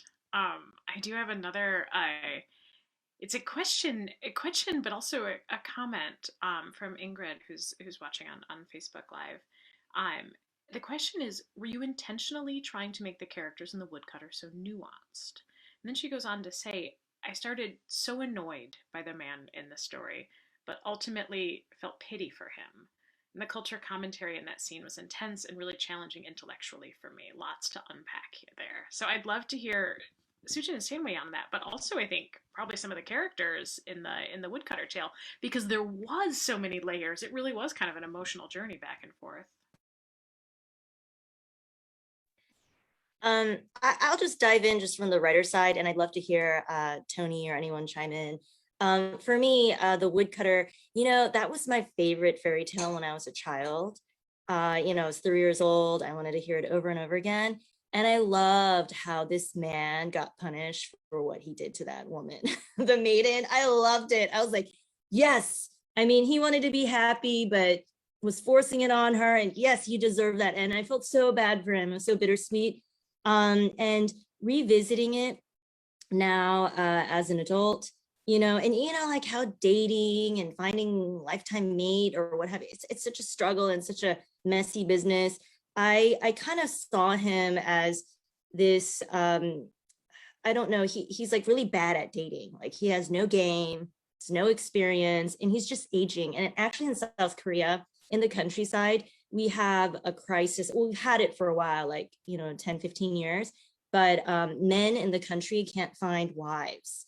So what they do is, this is kind of awful, I think it's awful, but they get mail order brides from other countries in Asia, poor countries, and they will come. So you pay like $10,000, $20,000 to get a bride shipped over. And then, that's another play. It's awful, but I've heard about it, and it's a pretty common thing because women don't want to marry and live on a farm. And some might, but everyone wants to live in the city. They want to be sophisticated. They want to, they're educated. They want the whole package in its city life, and they don't want to hang out on a farm and labor and stuff. So this mail order thing has been happening for a while. And so I really, if I really made this more of a contemporary tale, I would probably land it in contemporary Korea with a farmer who's trying to get a wife and this whole other thing. But I felt I wanted him to get what he wanted, but that's not that easy in life. And he's like forcing it on her. She is like the shoe that he's forcing himself into, and she doesn't want to stick around. She's like, I'm out of here. But I didn't want him to just be a complete loser, and he's trying at love, but sometimes effort isn't enough and it's not meant to be. And so it turns out to be this like bittersweet love story with like the entanglement of marriage not working out. But I'm glad that Ingrid noticed the depth, and Tony brought so much too. So thank you so much in such a quick amount of time. Thank you. You did, it's great. And I'm also, later on, if we have time, I'd love to hear from the cast and folks, which fairy tale has stayed with them. But that's what I wanted to comment on. I know Heavenly Maiden has like the fun role. She's like power maiden, but Tony played the man with the ache and the loss, and that was really lovely. Thank you. Tony or Stephanie, if you have any thoughts about what it was like to approach those characters, I'd love to hear them. Is the woodcutter really all that annoying and terrible? I don't know. I think, as Stan has said, we had so little time to just jump into this, and he really did encourage us to just follow our impulses. So, all whatever nuances in the sort of journey that the character goes on. I mean, that was just me sort of following the map that Soo-Jin laid out, and it is a really, it is a complicated story, and in some ways it's not. Like, I think Woodcutter stays true to like what he wants from start to end. Is just shows up in different ways. So I just sort of grabbed onto that and went on that journey, and lovely to play against Stephanie's Heavenly Maiden and have those little brawls in those scenes together. So it was fun. I think that, Tony, you brought so much heart and soul to that character. I could see how on paper the woodcutter would just piss me the fuck off. I'd be like, this guy kidnapping this girl, fuck this guy. I get to beat him up. But like, Tony, when you play it, there's an earnestness and there's sincerity to the love you have for the Heavenly Maiden. And I think that kind of saves it from kind of being like, making him a villain completely. Like, he did this horrible thing to capture her, but I think he really truly loves her. And I think she sees that, which is why, when he comes back to heaven with her, it's really hard to have him go again. So she kind of falls in love with him too. And it's a very complicated, very dark love story. It is. It also reminds me a lot of like the Greek myth of like Hades and Persephone. Like, he's not a god, but like there's still this woman who's forced into a marriage. And in that story too, I think Persephone ends up really enjoying being queen of the underworld. And it's just that thing where it's like love can still happen even if the beginning of it. This is really messed up to say. This is not like a guideline for anyone in 2021. Don't listen to this. But like love can develop, Stan, you were directing that scene. What were you thinking? What I love about what they brought to the table very early on was their connection, and became easy to direct when they started to have such great connection and play off each other. It became easy just to sink it down into the real. And part of what we were aiming for, the style that I was going for, was comedic fairy tale. And so I was pushing the humor but then I said, but when it gets real, just play the real, because the real can be funny and sad too. And they just took the direction and ran. I mean, like I said before, in situations like this, casting is everything. And I got lucky as well as kind of skilled in the cast that I picked up, because that's 50, 70, 80% of directing. Your cast is what you have to move around on the board. And I'm so proud of all my cast. Hannah, you had a question, did you not? I did. For both Stan and Soo-Jin, I was wondering if you could talk a little bit about the framing device of having the audience members talking at the beginning and the ending of the play, and what you guys wanted to do with that, and how that sort of fits into the arc of the story. I pushed Soo-Jin for those she was like, I'm gonna write 4 fairy tales. I'm like, okay, they gotta be this long, but then we need a binder, we need something. And those came like 12 hours before the last rehearsal. They were a brilliant sort of like a modern way back into these ancient tales that I thought, and then also sort of like, I'll let Soo-Jin talk about what they talked about.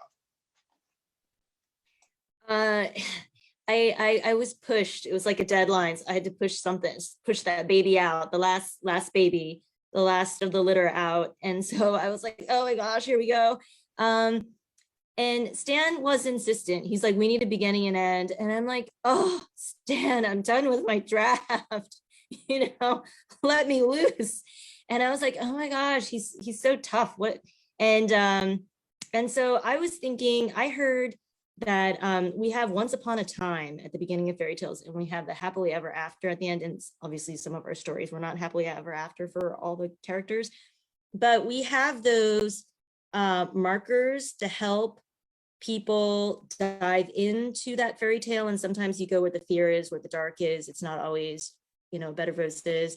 And then we need to have the audience come back out of those tales. So we have that happily ever after thing. So in that way, I was creating that, but with realism, because the 4 fairy tales, I think it's like what do we call this? Hyper realism, or kind of a little bit of magical realism. We have like talking animals, and so that's a surreal world of fairy tales. And so I wanted something real to bookend both of them. And it's just kind of like 2 people expecting, and it's like us, like we're coming and we don't know what it's about, and having these folks be able to talk a little bit at the end without it getting too heavy-handed, because the fairy tales speak for themselves, about the culture and the morals that they're trying to pass on. And so it was sort of lighter. I told Stan I wanted something light, like the amuse-bouche and the tiny bite of dessert at the end. I don't need heavy-handed, brawling. So that was kind of my approach. And I really appreciated how our actors jumped in, and they seemed really, I believe them. You both were great, Kiernan and Alex. So I want to put the question that Soo-Jin asked to the actors, but to the actors and to our company members here, but also on Facebook Live. Type your answer in the chat, please. Which story stuck with you? Right, we had the green frog, we had the woodcutter, we had the blind man's daughter, and we had the Cinderella story. Which ones spoke to you? Feel free to unmute on the screen and share.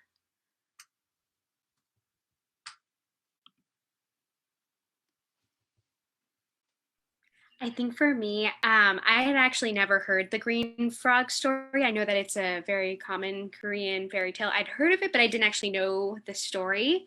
And I think the one part that really stuck with me is when she says, "Oh no, bury me by the stream," in the attempt, thinking that he's going to do the opposite. So she was trying to be clever, but then he ends up actually trying to be the ideal, like the perfect son, and does what she says. And it's like, no, the one time I want you to not do what I tell you to do. It's just like, it's so like gut wrenching, but also, I mean, hilarious, but also it's like, oh my gosh, should I be laughing at this? And so I think it's just a kind of fairy tale, like especially since that's the first fairy tale that we come across in this series. I think that shows it shows a lot about the nuances between the relationship between a child and the child's parent, or any sort of guardian figure. And so I think that one's definitely been the one that stuck with me. Yeah, I was unmuting to say the exact same thing, that's the one that really stood out to me because it was the one that which story was the least familiar to me. The other ones I'd either heard or heard a variant, like heard that kind of story before, but this one was entirely new to me. I also was really impressed by the way that I like that we started with that one, which has such a different relationship with death than the other three do, because in the other three, death is sort of fluid. Like even in the woodcutter, like the heavenly princess mentions that she might be up here now, talking about his mother. But that one is just like death is a finality, and I thought that was an interesting way to start the cycle, and then move into a sort of more up in the air idea of what happens when we die.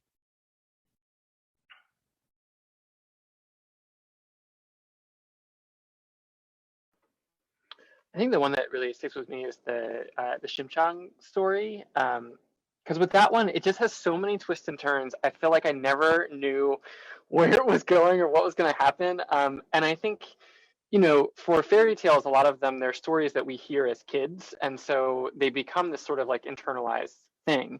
And so it was cool for me to experience that story kind of for the first time and almost have that like reawakening of like, oh, right, when you first hear a fairy tale, like you don't know how it's going to end. You don't know where it's going. And so it was just kind of fun to follow along in real time with that one.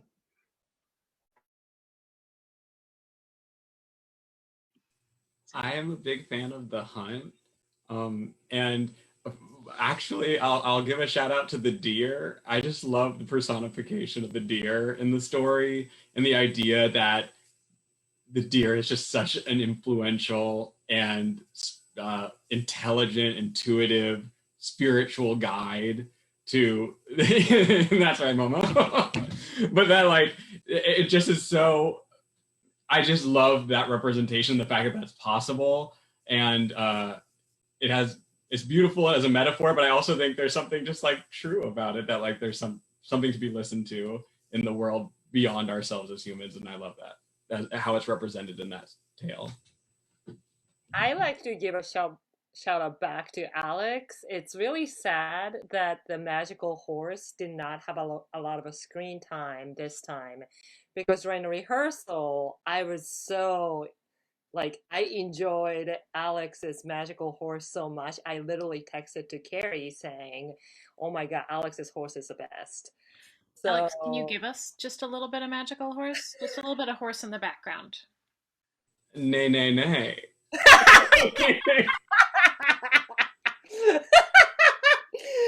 Anyway, but yeah, I think that one is my favorite for so many different reasons. I think everybody said really great little bits of what I was thinking, but it's such a great story, but also Soo-Jin throws in these really kind of crass things in there, and I love that because it's so it's real, and I really enjoyed that. It's a mixture of old tale but very modernized and very realistic, and also these interactions and Alex's magical horse. I love that. The crassness made it real. I felt the exact same way. Anytime I could get lost in the magical aspect of it, then bam, I'm like, oh no, that's not right. These moments where it's like, yep, okay, let's not sugarcoat this. I thought that was such a unique way of telling this story. I also want to, another question from Soo-Jin to some of our audience members, but to some people on this call too. for those of you that grew up with these stories, that know these fairy tales, do the adaptations carry the spirit of the story? Um, feel free to comment in the chat because we can save the chat and Soo-Jin can have that. But I'd love to know if you feel like these ring true to what you know and remember, and if anyone on the Zoom screen knew these stories growing up, or any of them wants to chime in on that. I think we'd love to hear that. Like I said, my mom told me the green frog story, all the time growing up. It was such the, like, be a good boy parable. Like, this is what happens, and you will disappoint your mother. Which it's so strictly Korean because it's like weirdly Confucianist also, and and so this whole idea of obeying your family and misbehaving makes your parents and you sad forever is like the hammer that goes on. And I thought that was great. The other stories I didn't know. Like I said, growing up Korean American was slightly different than having it around all the time. But my mom certainly loved the green frog, and it was very, very true to what I heard.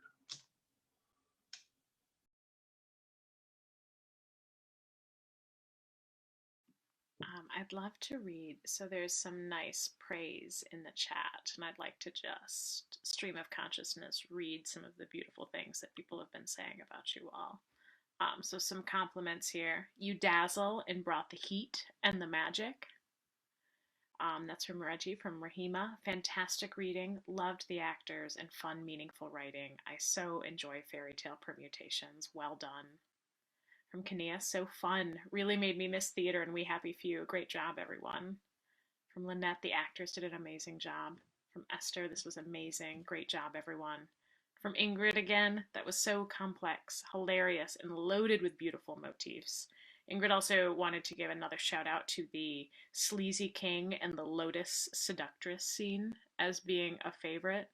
And the whole men feeding women food motif that came through in that story, whether it's lobster, whether it's dumplings in the other one. She was wondering if it was a symbol of woman's desire for safety and luxury rather than the sexual pleasure that man might be able to give them. Yeah, sex is great, but have you tried dumplings? Dumplings are pretty good. So I just wanted to share those with everyone. I wanted to open it up if there's any comments, any questions that are lingering that we want to get out. I think we'll take a couple minutes left, and then we'll wrap it up for the night. I mean, I just wanted to add, like, to the previous question about folks that grew up with these stories. I said this in, I think, our last rehearsal, but I'm also Korean American, and I've heard these stories. I've certainly heard the Konji Pachi story growing up as well, and I think one of the wonderful things that Soo-Jin has done here is like really captured the sort of, there really is something about Korean fairy tales that are just, they're really clever, but they just go to weird places, and you're just like, where is this story going? But also just in a really magical, entertaining way, and that I think the spirit of that is just captured so well in these. So really hats off to Soo-Jin for doing that. I did have something that you mentioning that story again reminded me of something else that I was curious about in it, which is that it does a similar thing that a lot of Western fairy tales do as well, especially Cinderella, which is the animals help her with her tasks. But in Cinderella and in most Western or Russian, I'm thinking of the Baba Yaga as well in those stories, the animals help the heroines because the heroines helped them, because they freed the mouse from the trap, or they put out the fire, or they lifted the log off the dog. Whereas in this story, it was explicitly, we are doing this for you because we saw you being a good person. Specifically, we saw you being honorable to your family. And I thought it was interesting that it wasn't, in Western tradition, it's all transactional, and in this tradition, it is very much not. It is a reward for, it's not payment for services rendered. It is, you're a good person, so a good thing can happen to you. It's karmic instead of transactional. And I thought that was an interesting way to look at that that dynamic. I want to add something really. I'm unmuted now. I wanted to add a little something. Thank you, Keith. That's really fascinating. Oops. Sorry. The TV was on. I wasn't watching anything else. I was double screening or whatever. I wanted to add that a lot of these tales are set again in the farming world, because South Korea very agrarian, and so the deeds that she does, and there are different versions of it, but hoeing the rice, going to plow the field, it's to show, hey, this is farm life, you know, just showing this is a tale for farmers, fairy tale for farmers, so it will include farm life.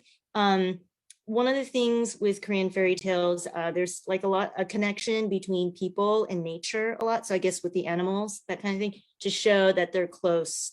and I kind of was, when I was studying these fairy tales in that way, it was lovely, because I often feel very disconnected, stuck in my pandemic house and not out in nature as much, trying to change that.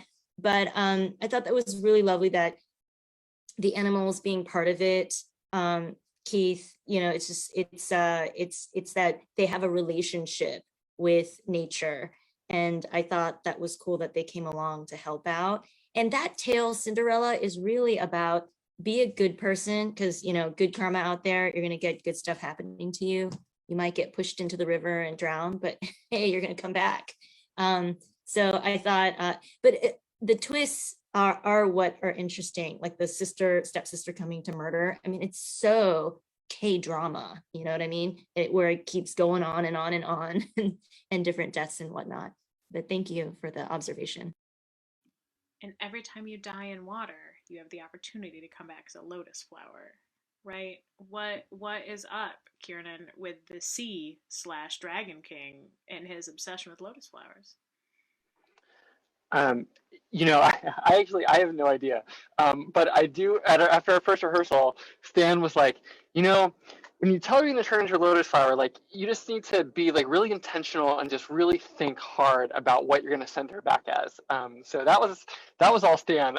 But yeah, I noticed that too, because when I come back as the river, I'm also like, hey, yeah, I witnessed this murder, but also just like wait for the lotus flower, and then that will unveil the truth. So to piggyback on that, I actually wanted to ask Soo-Jin about, like, you know, those motifs of water and lotus flowers in particular. Like, do they hold kind of special meaning, you know, beyond just that there are these things that, you know, in this agrarian society people are encountering? Right.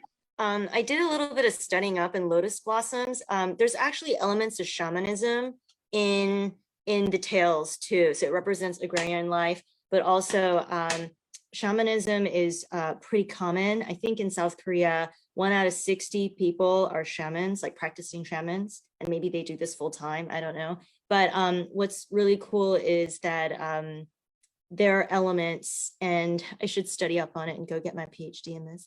But lotus blossoms were about beauty, but also I think it's, I don't want to misquote, but there is a significance behind it, and it's like the women keep transforming into them and coming back to the world that way. And so, but I think that is a shamanic symbol. So I need to go back and, you know, study and be like, hey, let me put my footnotes in my play. I have no idea. It was just, I actually have a lot of water running through my previous plays. Somebody noticed, oh, lots of water, you know? So I don't know, maybe I'm into water. But I did follow the fairy tales closely as much as I could. I tried to honor it. So people will like quote the right tale, you know? So thank you for asking about that. So I think we're at 10 o'clock. I'm going to wrap us up because being on Zoom too long rots your brain, even if it is to watch amazing theater. I just want to give one last shout out. First of all, to all the actors today. You did an amazing job. And then to Stan and Soo-Jin, who really spent so much time making this a beautiful evening of theater for us. And thank you everyone who came out. If you get an opportunity, please do make a donation to to hope for grieving families. That's going to mean a lot to every one of us here. Think about what you would have paid to see this in a theater and make a donation in that amount. That's what we recommend. But that's all we have for you tonight. Our next expanded canon reading will be on July 16th. We're very excited about it, so we'll see you again then. Hi, everyone.